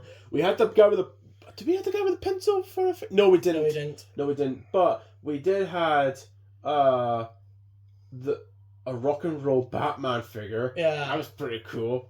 Pink looking, Batgirl. Yeah. I'm just trying to think what else we got from these figures. We also got your favorite character of all time, which is, Batmite. Oh, fuck off. I actually made a video of me burning that thing. Why? Because I hate Batmite. Okay. I hate him to bits. Literally, I hate him to bits. He was in Lego pieces. What about Zaba? Who? Zaba. His Joker sidekick, Zaba. Joker and Zaba. The dynamic duo. And Joker and Zaba. We've seen the 2017, unfortunately, Justice League. Yes. Where you have terrible CGI, you have the worst character, you have Steppenwolf, who is the worst laughable villain, talking about mother boxes, which the way he says my box, the way he says mother boxes and like all of his dialogue is just so bad you cannot take it seriously. And yes, his CGI appearance is both good and bad. At times, it does look cool because it kind of looks closer to the comic-ish. Yeah. But other times when you see him walk and talk, it just looks terrible. I prefer the Snyder Cut version. Oh, totally. Because I feel like the Snyder Cut version, he had more personality and he had like an arc. Because apparently he betrayed Darkseid and he wanted him to forgive him by doing all his bidding. And I feel like that was I remember that more than what the 2017 version did. Yeah. And it just like Wonder Woman was bland, Cyborg was just there like a background character. Flash was annoying. Talk about brunch 24/7, which got really annoying to the point that was the only joke that he could only mention. There was Batman's weird reaction when Superman returned. Superman Returns. The one where he returns. I haven't seen that one. So yeah. Knowing Batman, I would have expected him to look at that and just have just a nod. Just a nod. Or even a little grin over the side of his mouth. Or just a line that says, "Took him long enough." Yeah. But that weird smile, yeah, it just looked It just looked weird. That's it doesn't. That's not Batman. That's not Batman. The only good thing, once again, Alfred played by Jeremy Irons. He's still good. Yeah. And there's a song in the opening scene where everybody knows, and that was a great song. Which I really wish they kept that in the Snyder cut. Mm-hmm. Because it kind of feels like that song that was in the Watchmen. Oh, you mean... Because that type of song fits Zack Snyder's style of filming. The times are changing. Yeah. But yeah, I thought it was a big letdown, and I wish... you've said this before with me a couple of times. You wish they could have postponed the movie. Oh yeah, because something happened to Zack Snyder's family that made him pause the movie until he was ready. They should have postponed it, but no, until Zack Snyder was ready. Yeah, but no, Joss Whedon had to come in and was like, okay, let's do the bad jokes that I didn't put in the Avengers movies. Let's just make the entire thing CGI. Let's make the characters dull, and let's just give DC a bad name. And I'm like, why? This was a guy's project, and you just come... This is the same thing with Star Wars, how J.J. Abrams made Force Awakens, and then when Rian Johnson came in, destroyed what J.J. Abrams built up, and then put his stuff, which did not work, to the point that when J.J. Abrams returned to Rise of Skywalker, he's like, right, what am I doing? Right, what the fuck happened? Who shut the bed? I did. You're fucking fired. So anyway, but look, there's a lot of bad stuff in the 2017 version of Justice League, and I would just wish they postponed. I just wish, they could just wait until Zack Snyder released his version. Yeah. We might as well just move on to that one since we're in the same topic. That version... We're going to talk about Aquaman. Well, because I'll talk about later. We'll talk about that later. But to be fair, this is out of order. This is just unscripted. Wesley, we don't need it to be in order. Hi, this is DC. Can I take your order, please? Yeah, can I have the Shazam movie? Can I have Man of Steel? That's not in the right order. It's my order. That's how I wanted the movies to be in order. But yeah, the Snyder version was so much better. Like I said, it was Steppenwolf. Yes. Cyborg was done so much better. There's a scene where he's inside his head and he finds this. I'm trying to say something that doesn't sound creepy. He finds this woman that's wants a home, she's low on money, but then she's low on debt and she's kicked out of the apartment. Yeah. She's homeless basically. So Cyborg, which by the way knows nothing about this woman, they know nothing about each other, but the fact that Cyborg thought, okay, let me just give you money, and what did I say? What? Oh, I thought I made a mistake. Cyborg gives her money, and she wins money, she gets money to actually get a home, and that was, even though it's one moment, that is a hero moment that is such a great moment. Because Cyborg is a kind of character who thinks he's a monster. Yes. And he thinks people are going to look at him and think, he's a freak, he's a monster, he's get out of our village, abomination! Yeah, basically.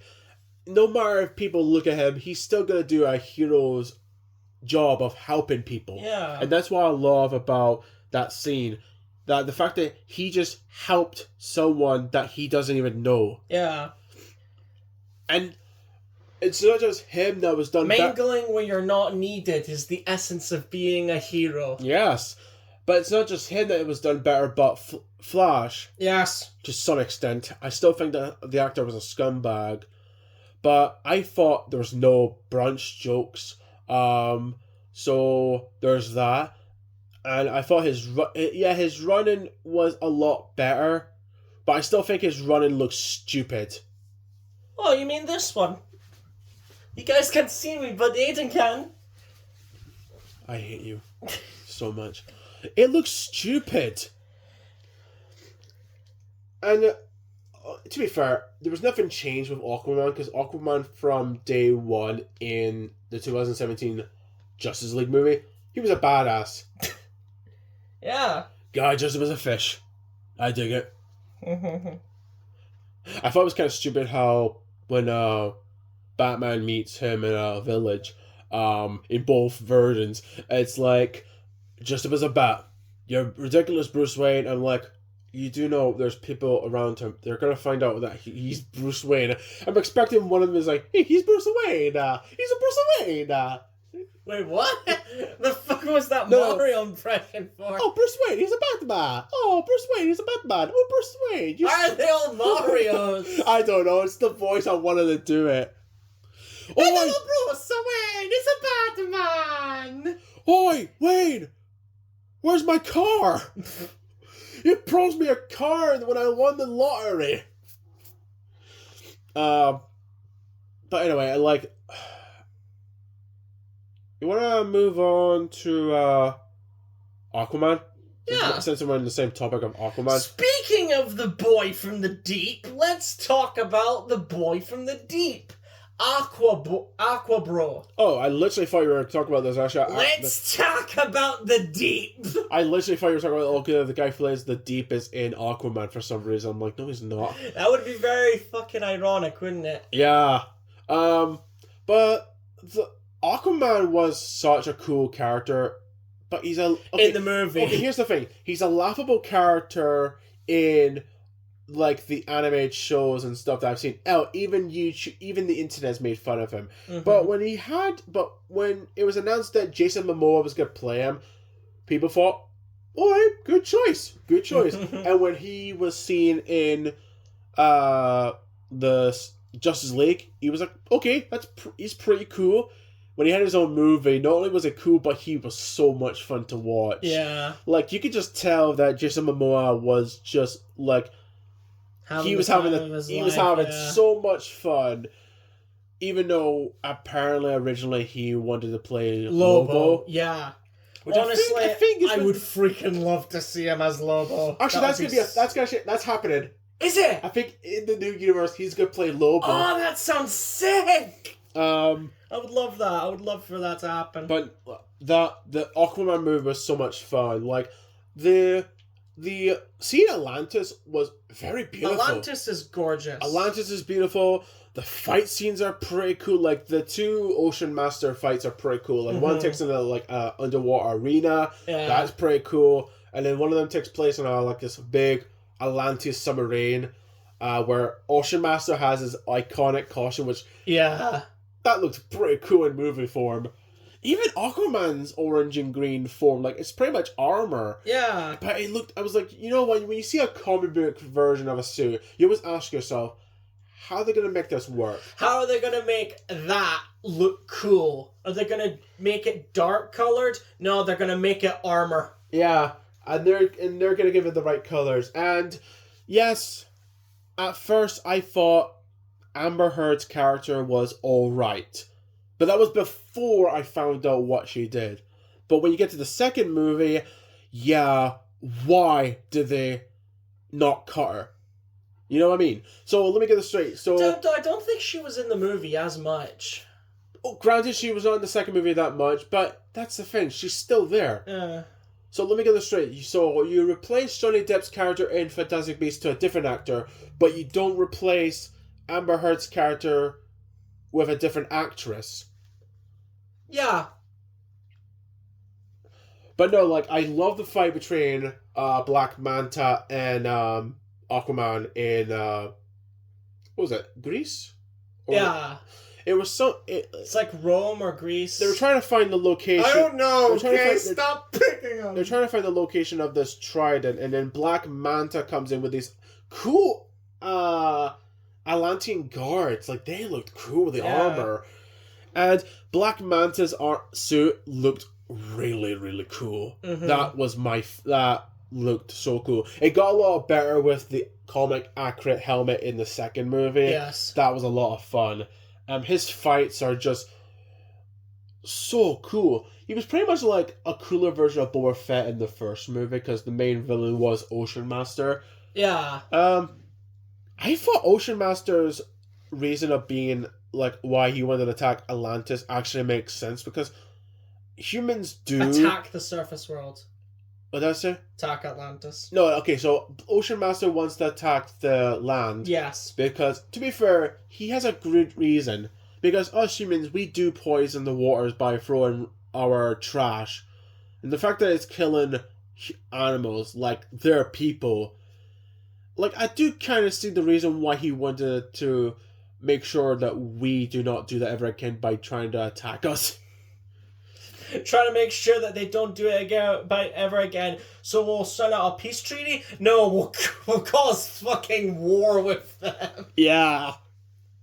And the actor who plays him does a great job of, like, Ocean Master. Yeah. The relationship, mostly in the second movie, I love. Yeah. Like the banter. I do love their relationship in the second movie more than the first movie. The fact that when Aquaman mentions food, he's like, "What are you saying? Yeah, and what are you talking about?" He starts talking at that bit where they're going into like the like this jungle, and he starts talking about like, "Oh, Kate, like we'll have this, and then we'll like have food," and he's just like, "I don't know what half of those words mean." And I love it in the second movie. Do you have any idea how gross you make food sound? And then he picks up a giant cockroach. It's just like, try this. It's the land version of a prawn. And I'm like, never heard a cockroach been called that before, but hey ho. Each to their own, I guess. Yeah. The action scenes in the second movie are pretty fun too. Especially that scene where they go into like a pirate headquarters and they're introduced to King Zora from Legend of Zelda. Oh, is that like the fish? This fat fish king. This fish kingpin looking dude. Yeah. Voiced by Martin Short. Martin Short on money. Martin Short, looking a little Martin Short on money. Also, I won't explain in very high detail, but his guards are sharks. I'll allow you to connect the dots on this one. Apparently that's what King Shark actually was meant to look like in the 2016 Suicide Squad movie. Oh, a hammerhead. A hammerhead with cool. Hawaiian shorts. A Hawaiian shirt. There's concept art of it. Let me show you this whilst I'm moving on. Oh god. Whilst I'm moving on to the next. I'm scared. I'm scared of what this is gonna look like. Oh no. Oh, I thought I don't know what they're called, but there were these old, very ancient Atlantean submarines. They reminded me. Remember the robots from Chicken Little? Yeah, they kind of did. Especially that scene where they're going into like the seventh city.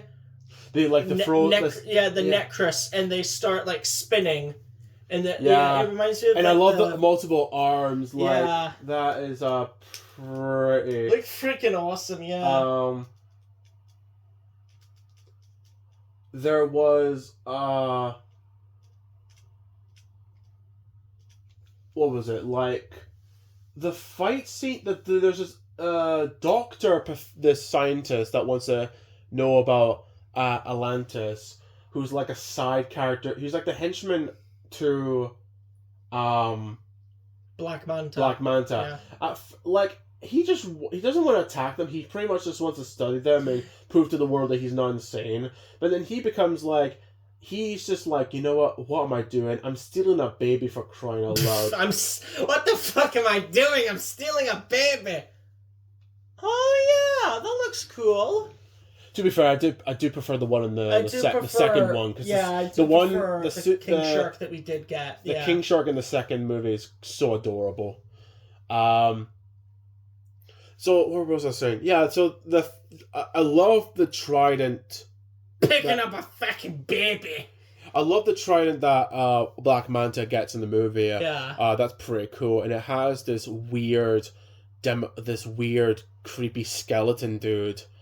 Kind of looks like something from Pirates of the Caribbean. He looks like one of those weird creatures that you see, or the sea people. I was gonna say he looks like that weird, creepy dude from Mortal Engines.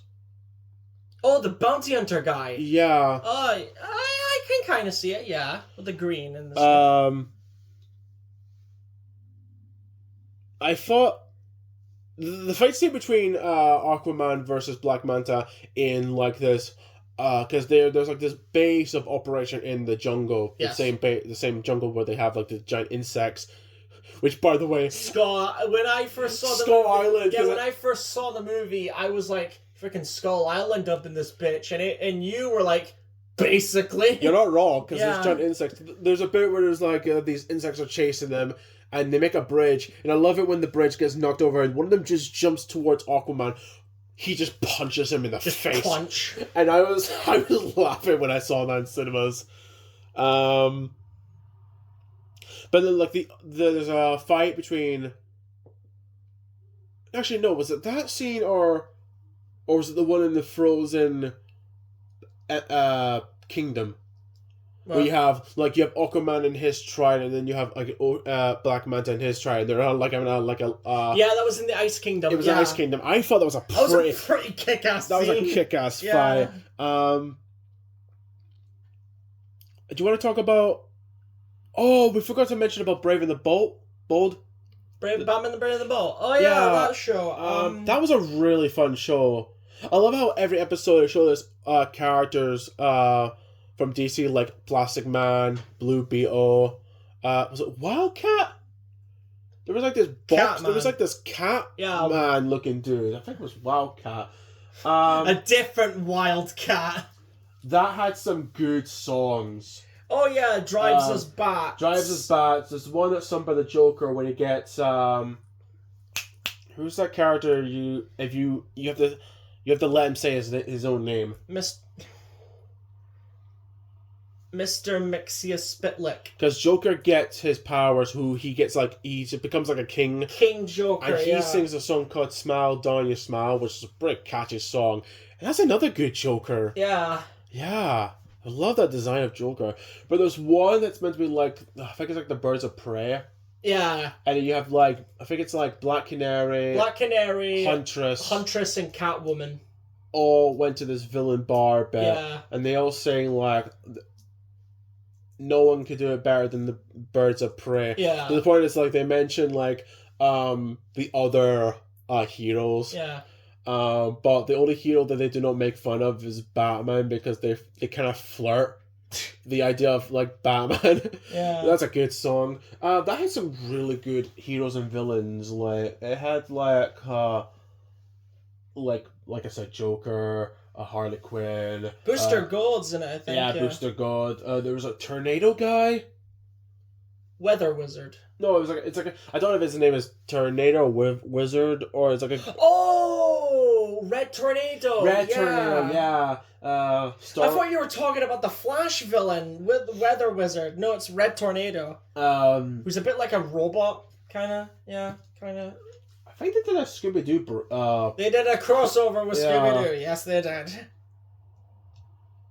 That was probably my first introduction of badass Aquaman. Yeah. He kind of reminded me of Thor, like the way he spoke. Yeah. The way he looked. Yeah. Yeah. What were the other films that we've seen? Have you seen Birds of Prey? Like the movie Birds of Prey with like Harley Quinn and Hugh McGregor playing Black Mask. Yes, I have, but I can't remember much of it. Okay. That one, like I said, and I mean, Hugh McGregor's Black Mask. Oh my god! At times he's entertaining, but in others he is really disturbing. Yeah. There's a bit where he listens to a woman laughing and he thinks he's laughing to him, but then he's like, "All right, you dance." oh, that's not good enough. I want you to strap, and it's like dance, you fuck, dance. And it's just like we're making it sound like funny. We're making it sound funny, movie, but it's disturbing in the film. That was the first movie I saw in 2020, and like this was before the lockdown. This was before the virus hit. But I was like, me and my friend saw this, and I was like, "What did I just witness? What is this stage of madness that I just watched?" What is this? And there's a scene where he literally has a couple people hanging upside down, and one of them gets their face peeled by Victor Zsasz, which it's not a very good version of Victor Zsasz. I prefer the one in Gotham. I prefer the one from Gotham. The one in Gotham was a lot of fun. Yeah. This one just like a generic henchman. I love it how when he says he's talking about a huntress, and it's like Black Mask says, "I like crossbows. I love crossbows." I love crossbows. My favorite hashtag is crossbows. Their version of Huntress, Black Canary, are okay. I do wish they were done better, but they're not terrible. I just thought they're there. Yeah, you see them. They're not interesting. They're just okay. It's Black Canary's daughter in the movie, because apparently Black Canary died, so her daughter has the same powers. Okay. I have to watch the movie again to remind myself what happened. There's a scene where the only thing I remember, and this looked really satisfying, is when Harley Quinn wanted to make this bacon egg sandwich thing. That looked delicious. Once again, Margot Robbie does a great job as Harley Quinn. She does a great job in all three of the movies. Like with this Suicide Squad and the other Suicide Squad movie. What else? There's a girl that eats a diamond. She's all right. Yeah. Bruce the hyena. Okay, there was a scene that I was like, no, don't do this. There's a scene where Harley Quinn her apartment gets attacked. I think it's like Black Mask's men. And I was like, Bruce was in the house, and I thought Bruce died. Yeah. Because Bruce, this hyena, he's so adorable. Because Harley Quinn's got a hyena in Injustice and in Bud and Lou. In the animated series. Yeah. She's got two, but in this one it's one. Out of all the animals, Harley Quinn picked a hyena. I'm not complaining, but out of all the animals, I'm not complaining. It had some good scenes. Like, I love the fact that Black Mask wears the mask. Like, no pun intended. I love it when he actually wears the mask. When he's using McGregor, he's fun, but when he's got the mask, I'm like, that's what I'm looking for. Yeah. Black Mask. So yeah, that's a lot of fun with that character. Yeah. Do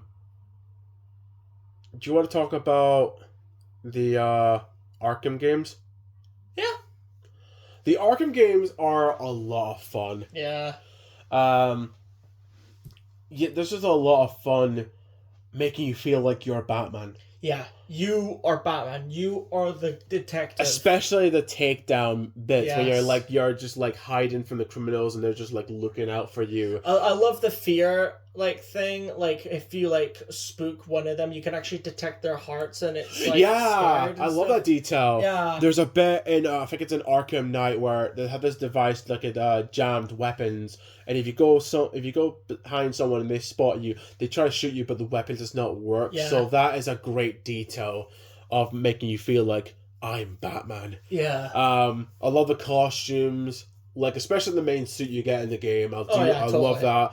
I love that costume. I love the design of characters, like their design of Joker, Bane.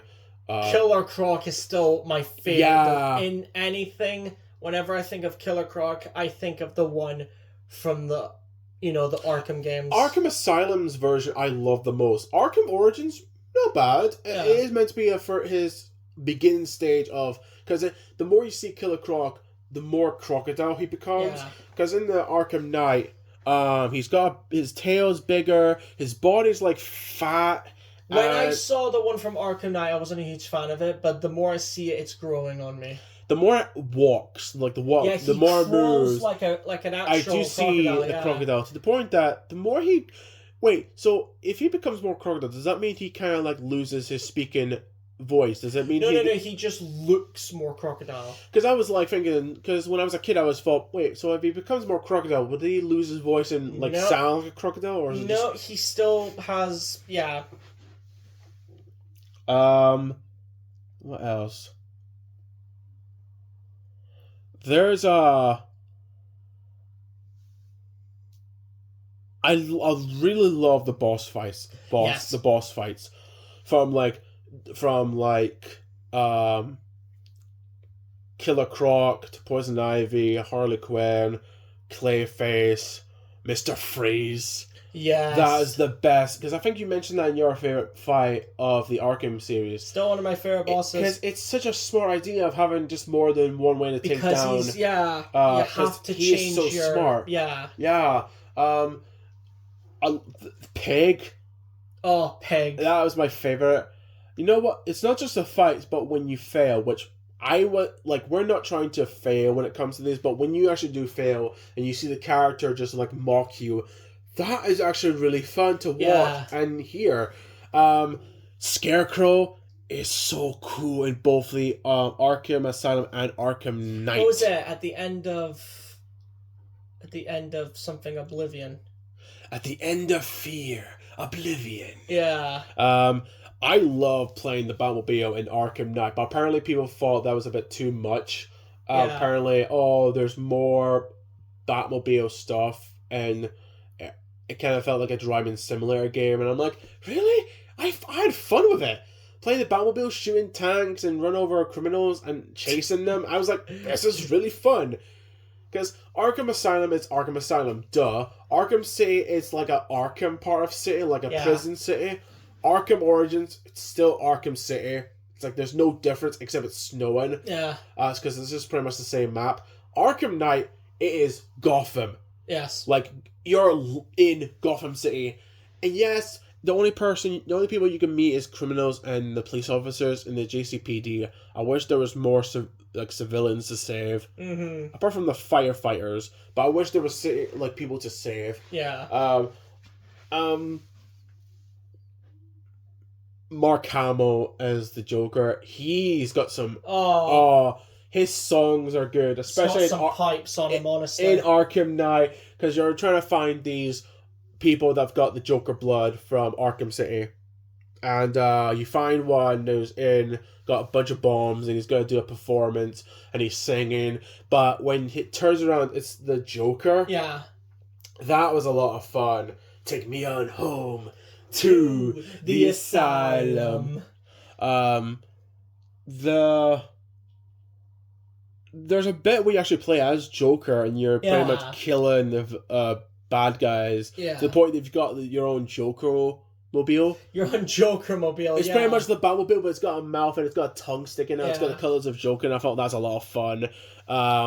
It's one of the best Batman games ever, and I have more faith in Rockstar,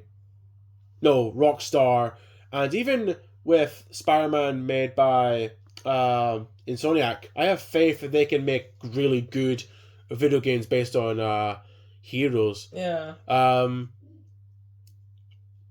But yeah, you want to talk about what other films have we seen?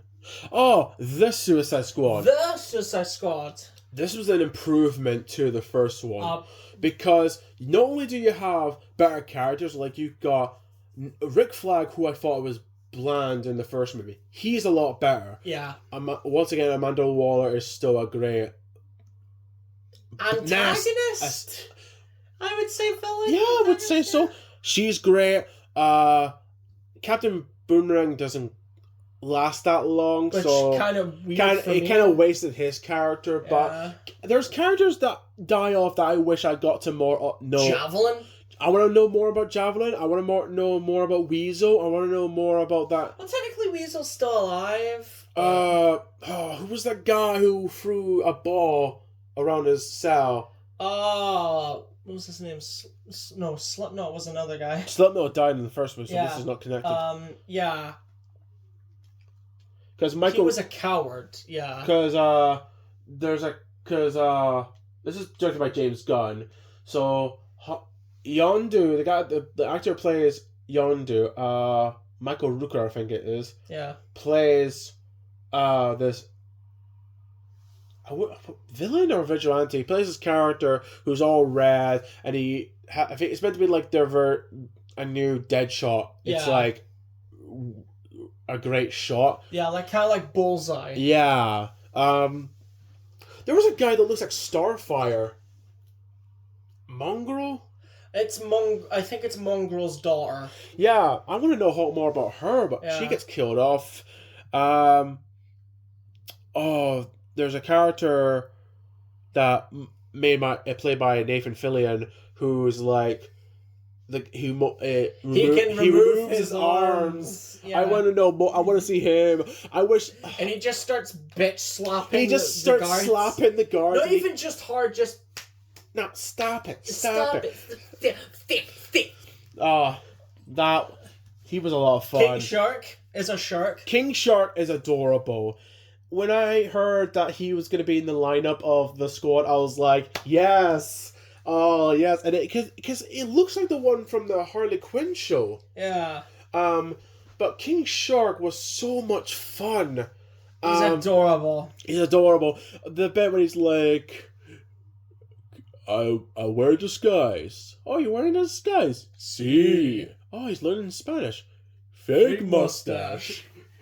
Oh, the worst big mustache I've ever seen. Fuck! The bit when he makes new friends with these dumb friends. When he meets these creatures in this fish tank, and then they start attacking when they become vicious. I was like, do not kill King Shark. Whoever you do not kill King Shark. Yeah. Lucky enough, he falls into a high.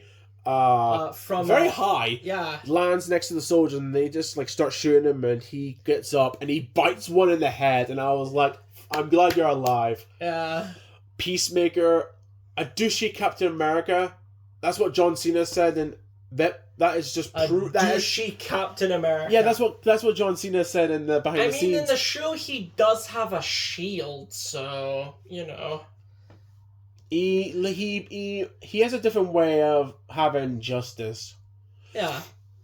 Not in a good way. Bloodsport is meant to be like the new Deadshot, and he's pretty cool. I do love the fact that he's got multiple weapons. Yeah. I love that. The fact that he took down Superman with a kryptonite bullet, I'm like, okay, I want to see that in a movie. Yeah.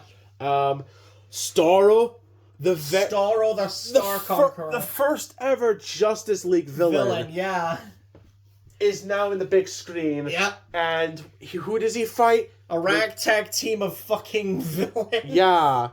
And he did look cool, and I thought it was kind of cool that they brought in the mind-controlled... Yeah, his little mind control stars, yeah.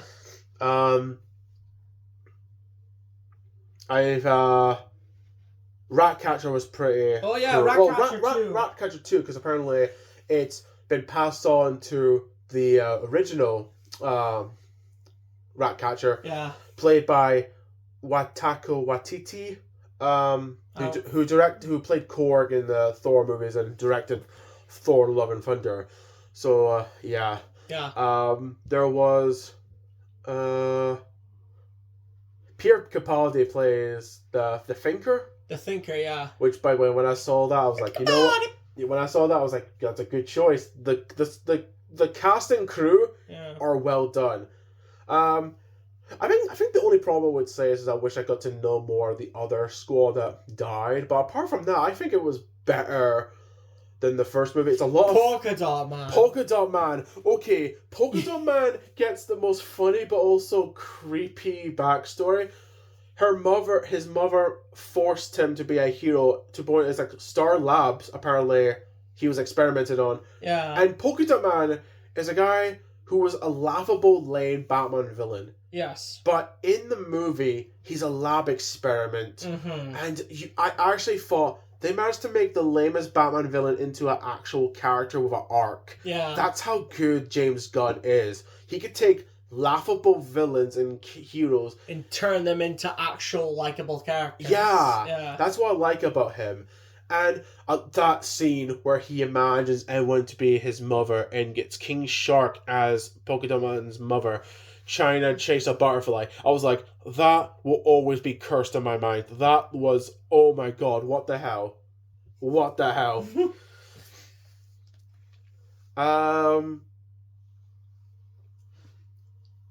But it was a lot of fun. The music was a lot of fun.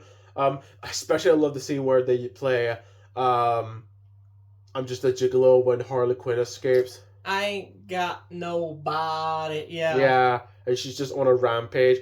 And I love it when the squad is like, alright, we're going to save Harley Quinn. And they turn around and she's just there. It's like, oh, hi, guys. Oh, well, we were going to save you. Oh, I could go back. You were going to save me? It was a really good plan. Well, I could go back inside and you can still do the plan. King Shark, what's your point? Bird.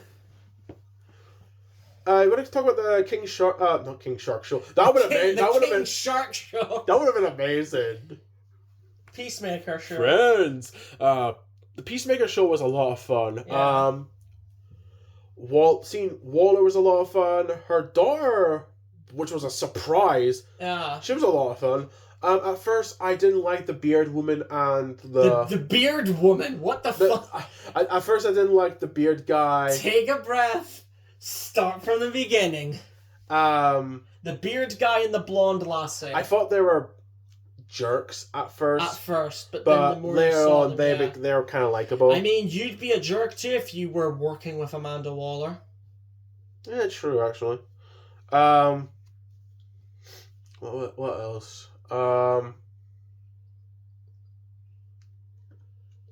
There's I thought it was kind of weird how these alien insects where they were gonna be controlling people, but the way they were, like, they had the creepiest face, this creepy smile. You have this catchy song playing in the background, monster, she's a beautiful monster, but then you have these walking zombie people mind controlled by alien insects, and they have the creepiest smiles ever, and I'm like, how this does not match, but it's fun. Vigilante. At first, I thought I freaking loved Vigilante, but the more. But then I think it was like the last two episodes. I was like, can you shut the fuck up, please? Can you shut the fuck up? But best character is Eagly. Yeah, the best character in the entire show. Judo Master. Was he the one who kept on beating the living crap out? He's the little green Peacemaker guy who kept beating the shit out of him. I was like, this guy is just like, he never dies. I freaking love the bit where, like, they're trying to assassinate people and, like, the Judo Master comes in, and I absolutely love that scene where he attacks both Vigilante and, like, Peacemaker. And then he looks at Vigilante, and Vigilante's like, no. I love it where he's not acting like he's a threat. He's acting like, you know, like a toddler with a weapon. He's like, no, but you win. Fuck off. Yeah. Who else was in the show? Oh, Peacemaker's dad. The white dragon. Love the costume. Hate the character. Yeah. The costume, sick. The character, a fucking racist. Yeah. And I thought it was kind of cool how Peacemaker has these, like, different helmets. Different helmets for different occasions. Yeah. I think he's got his own, like, room full of weapons. Yeah. Like his own Batcave. Yeah. And that's the only time you're ever gonna see the Justice League. Yeah. Because it's like it's in the finale and they killed all the. You took your time. Why don't you fuck another fish? I hate that rumor. It's not a rumor. Fuck you, Barry. Yeah. Speaking of Barry, you want to talk about the Flash movie? Yeah. The Flash movie is the ugliest movie I've ever seen in my goddamn life. Let's think of the positives. In my opinion, okay, my positives are, I do like the idea of, they're going back in time, and there's a bit where like old Barry and new Barry are just like they're trying to stop Zod, and then the old one's just like hang on, I've got an idea, and then he goes backwards in time, and then he comes forward, and it's just like, okay, I think I've got it, and he keeps doing it, and I do like it because it's like, no matter like what you do, sometimes the heroes can't win. And it is a depressing concept, but I do kind of like it. Another thing that I do like about the movie is Barry Allen and his mother's relationship. Yeah, I do. Scene at where the shop. That shop. That scene where he realizes this is the last time he's ever going to see her alive. Because he's pretty much trying to prove that his dad was innocent. Yeah. Yeah. But the only way to prove it is if he went back in time and let him show his face to the camera so they can identify him. Him. So there's that. Yeah.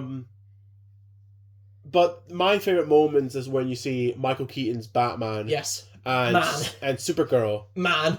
The best superhero ever. Oh, man. I thought Michael Keaton still has it. I thought he was cool. And I thought Supergirl, I thought she was cool. Yeah. It was a weird alternate universe because apparently in this universe where Flash saves his mother, apparently Superman did not land on Earth. It was his cousin. It's kind of like a Flashpoint kind of thing. It's a Flashpoint movie, except it's missing a keen character.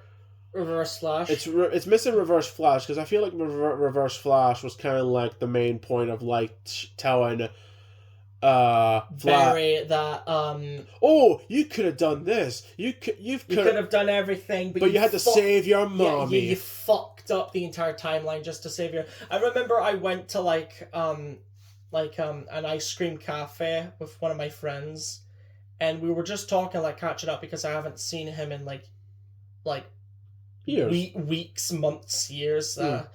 And we got on the topic of talking about DC, and then he actually didn't know that I was such a huge fan of like the DC comics, and then we jokingly said that the DC universe in the movies has rebooted more times than the actual comics has, because they have to go backwards in time and create a new universe, and I'm like, the DC movies have done that. Yeah, they really have. They really have. So that was the best parts, but the rest of and seeing Zod again was pretty cool. Oh, it was nice to see him as Zod again. But the rest of the movie, like the CGI the CGI cameos were terrible. Yes. The CGI Nicolas Cage as Superman, terrible. The CGI. I want to see a Nicolas Cage Superman movie now. Did you know that Christopher Walken was going to play Brainiac? I. They CGI'd Christopher Reeve, Superman, and Supergirl from that Supergirl movie. Yeah. That was disrespectful. They CGI'd like other cameos, and it was just like, why? Just why? Mm-hmm. Dark Flash, really ugly. Apparently, because you have this, you have the Flash that's, because like you said, there's two Flashes that's trying to stop Zod. Yeah. One's getting more damaged to the point that every time you see him, it's getting like Dude, stop! Wait, hang on a minute. I think I've got this. Comes back with like massive like bit of shrapnel just comes back with a removed mouth, just a removed jaw. I hope I got it. Just comes back as Zoom from the Flash TV show. It's just like, hi, I'm this now. How the fuck did you become that? I don't know. I mean, if you wanted to get an evil Flash, you could easily just. I mean, apparently, Reverse Flash was meant to be in the movie as like a end credit. Oh. Yeah. I think the end credit of this was. I think the end credit is just basically Flash talking to Aquaman and leads to nowhere. Yeah. Oh God. biggest problem of the movie. There's two Flashes played by Henry Cavill. Henry Cavill? No. Aiden, take a breath. There's two Flashes played by Ezra Miller. Yes. Do you see my problem there? I fucking do see your problem. There's two Flashes played by Ezra frickin' Miller. That's like if there was two... That's like if there was an Aquaman movie and they have two characters played by Amber Heard. Could you imagine that? I love how you had to think about that. I had to think about that. You had to Amber Heard. Yeah. So she's just in the corner. Okay, so you have one Flash who's annoying. Yes. And then you have another one who's very annoying to the point that he's got the most annoying laugh. It sounds like the villain from the last Twilight movie. It just sounds so annoying. And yeah, if you like to hear that once, there's that laugh over and over over again. I could just imagine that. If you like to hear that once, oh fuck, I know where this is going. Would you like to hear it more than once? No. The CGI running is terrible. The CGI babies is ugly. Everything CGI doesn't... CGI can be good when it comes to, It should be used as a tool, not a solution. It could be used for planets, spaceships, worlds in planets. But when it comes to people... It's similar to AI. How AI doesn't know what fingers are, so they always make people that have 6 or 7 fingers. Yeah. AI doesn't know what actual people look like. Yeah. So you would get ugly babies that look like they should be advertising water. You know those ugly baby commercials where they advertise water? Imagine that, but worse. Imagine that, but worse, and it's an Ezra Miller Flash movie. It's like the baby from Twilight. Oh my god, you're right. Or the baby from Son, or Father. No, Junior. No. Junior was. Or the baby from Thor: Love and Thunder. Oh no. So what would be the next thing to talk about? Probably Blue... Oh, wait, no, have we seen the Flash TV show? Because I've only seen bits and pieces. I have only seen bits and pieces of it. King Shark and Gorilla Grodd look... I think someone escaped from Arkham Asylum. I think someone's from escaped from Arkham Asylum. Yeah. I feel like the Flash TV show... I've only seen some episodes. So I've seen episodes with Grodd, King Shark, Reverse Flash, Zoom. Yeah. And can I just say, so far, what I've seen a few episodes. Flash, I feel like the actor who plays him is really good. Mm-hmm. His girlfriend sucks. Flash's girlfriend, or wife... has to be the worst girlfriend love interest I've ever seen. Not since Mary Jane from not since Sam Raimi's Mary Jane have I seen a terrible love interest. To be fair, the running animation of Flash in the TV show is so much better than the ones in the movies. Yeah. Even though some of the CGI is a bit questionable in the running animation. But the thing is, the one in the Flash show... It's a lot better than what we get in Ezra Miller's Flash, where it just looks like he's slipping on soap. Ezra Miller made a little cameo in the Flash TV show. Oh my god, yeah, he did. Like I said, I've only seen some episodes. And when I'm watching that episode, and I'm like, is this before or after he says Martha? Because I can't really tell. Martha, that was the stupidest scene in Batman v Superman. It's like, Martha, wait, my mom's name is Martha. Your mother's name is Martha. Let's be friends. That's how wars stop, by the way. No, war ended because of Christmas. Yeah, that, and someone saying, oh, your mother is named this, let's be friends. Do you want to talk about Shazam? Shazam! Now, Shazam as a concept is so much fun, because it's pretty much a kid in a superhero body. Yes. And I absolutely love the first one. The second one's good, but not as great as the first one. The first one has a lot. I have not seen the second one, but I've seen the first one, and I like it. Yeah, the first one is a Christmas movie.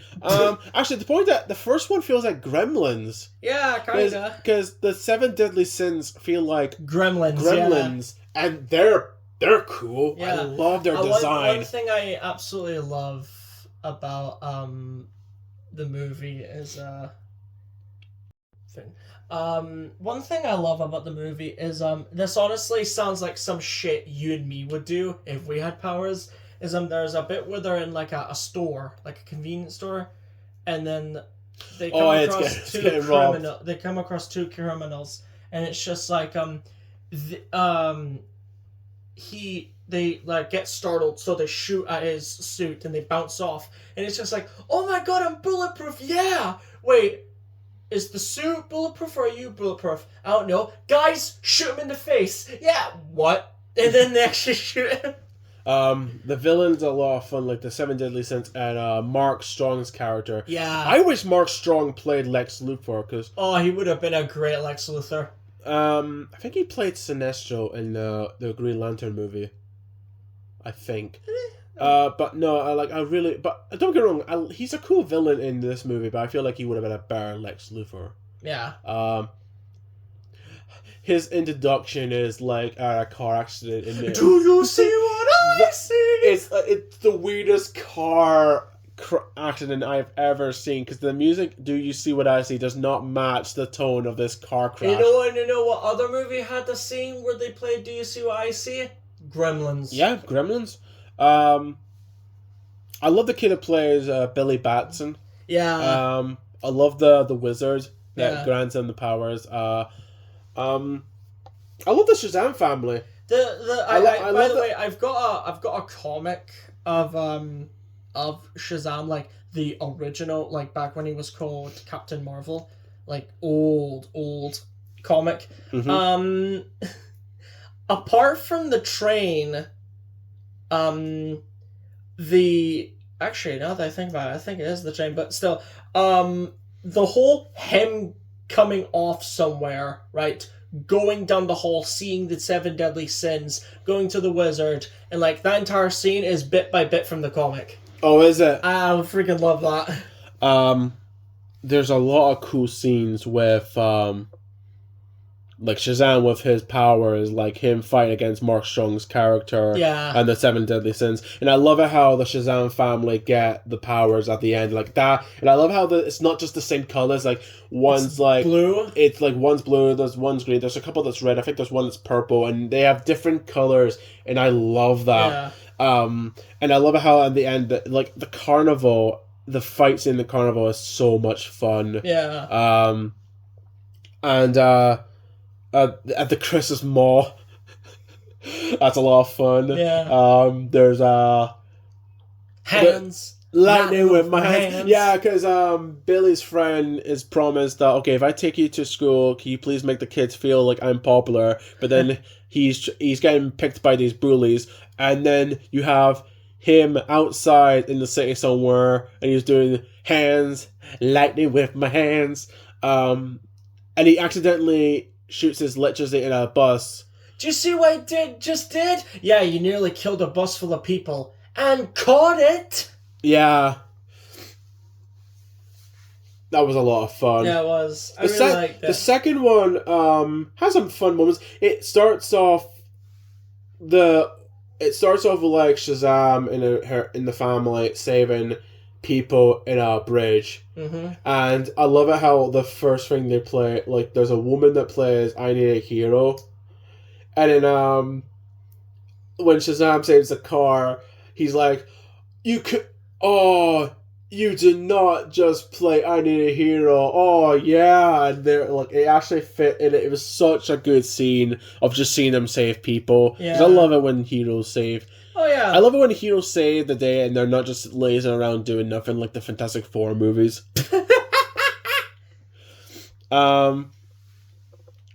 The villains, the two lassies, well, there's 3 of them, but 2 of them are mostly villains. They're fine. I think they're pretty much okay when it comes to the villains. I do prefer the first movie when it came to the villains, but the second one, they're all right. Yeah. They've got a cool looking dragon that they have. There's a lot of mythical creatures. Nothing much. I've got a dragon. They've got mythical creatures. In the movie, like there's a dragon, there's a cyclops, there's a unicorn, which one of the Shazam families has Skittles, and it gives it to this unicorn, and when they ride to defeat the other mythical creatures, she out of nowhere say, "Taste the rainbow, motherfucker." Well, taste the rainbow, motherfucker. Yeah. It's just, oh my god. They must have watched the Stosh Crits, like, Care Bears review. It's like, you know what, let's just put that line in the movie. Yeah, fuck it, we'll just have to put this in. There's, one of the Shazam families, is in love with one of the sisters, and there's a bit where they reveal, oh, I'm 100 years old, and he's like, I'm sorry, what? And then even the mother who finds out that they're all Shazams are like, "Is nobody questioning the fact that my son is dating a very old woman?"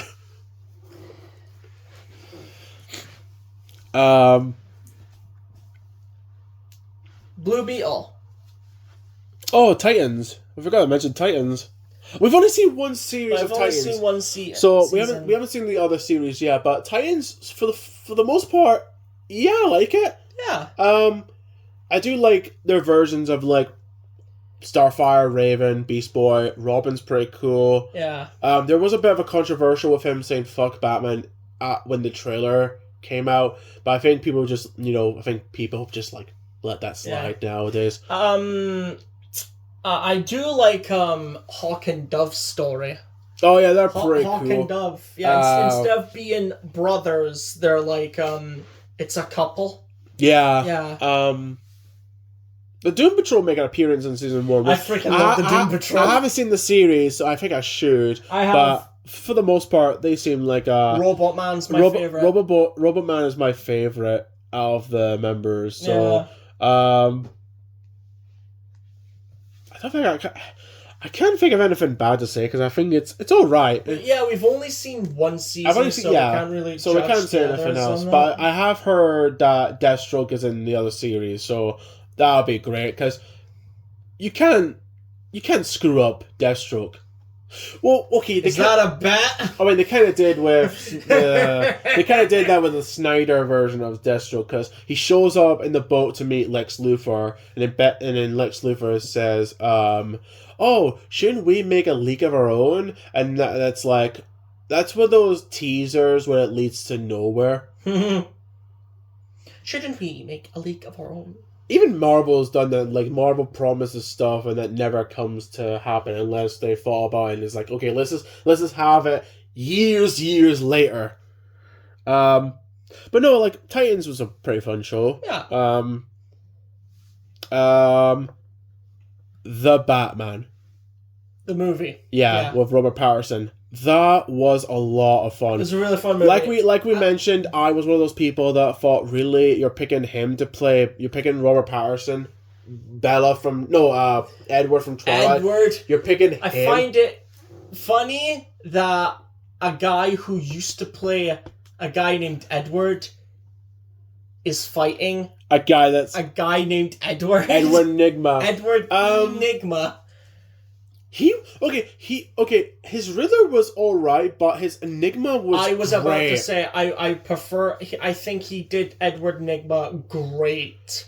Especially when, like, nothing goes his own way, like... No! Because it reminds me of This is not how it's supposed to go! Because remember in Arkham Knight when Batman's revealed to be Bruce Wayne, Riddler is in denial. Yeah. Because he wanted himself to reveal it. There is a theory on the internet that I actually do support, because this actually does sound like a very Riddler thing to do. There's a theory saying that Riddler does believe that he is Bruce Wayne, but he's denying it because he didn't figure it out. And he didn't reveal it to people. Yeah. Therefore, he's just like, no.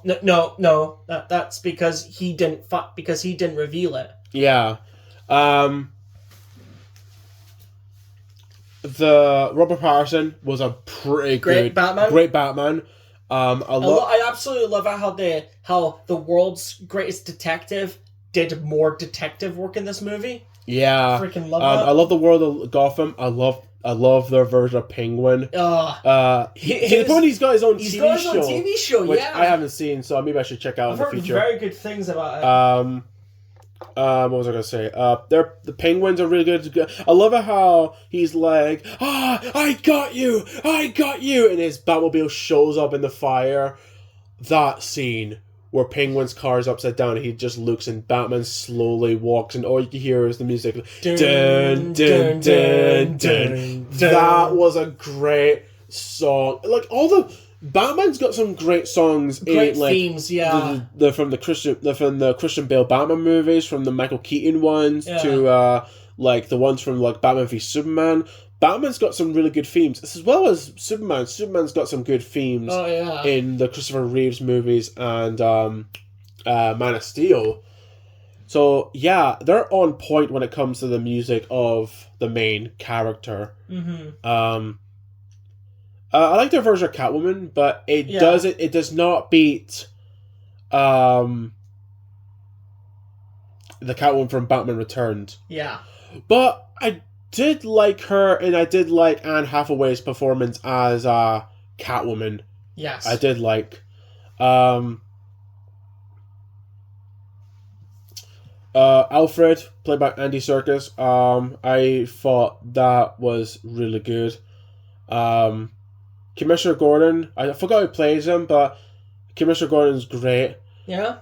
Everyone's great in the movie. I just think the movie was such like a surprise because like we said, we thought it was going to be bad because Robert Pattinson. Well, you thought it was going to be bad. I waited until I saw the movie. But when I saw the trailer and I saw the costume and then I saw him beating up a criminal that looks like Doug Walker than a Starscrit, and he says, "I'm vengeance." You know what? I was like Fry from Futurama. I was like, "Shut up and take my money." Shut up and take my money.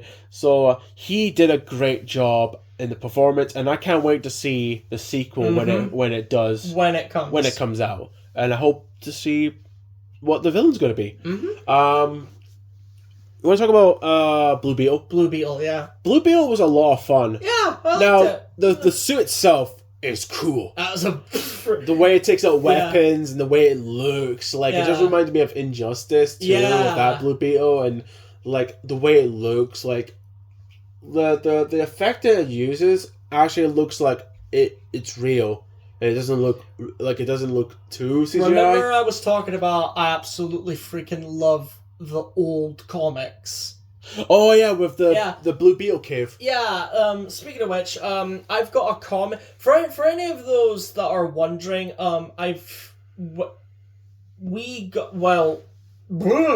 Wesley, speak for God's sake. Me and Aiden went to this place called Plan 9. Oh yeah, with the comic books. Yeah, it's a comic shop for all those that don't know. And we got there's these little Polly Pockets that come with it's like a set of like old comics. Yeah. Right. So I got them, and the specific comic I got was the one where this guy hypnotizes a Martian Manhunter and Superman. It's also very iconic for one scene where Guy Guardian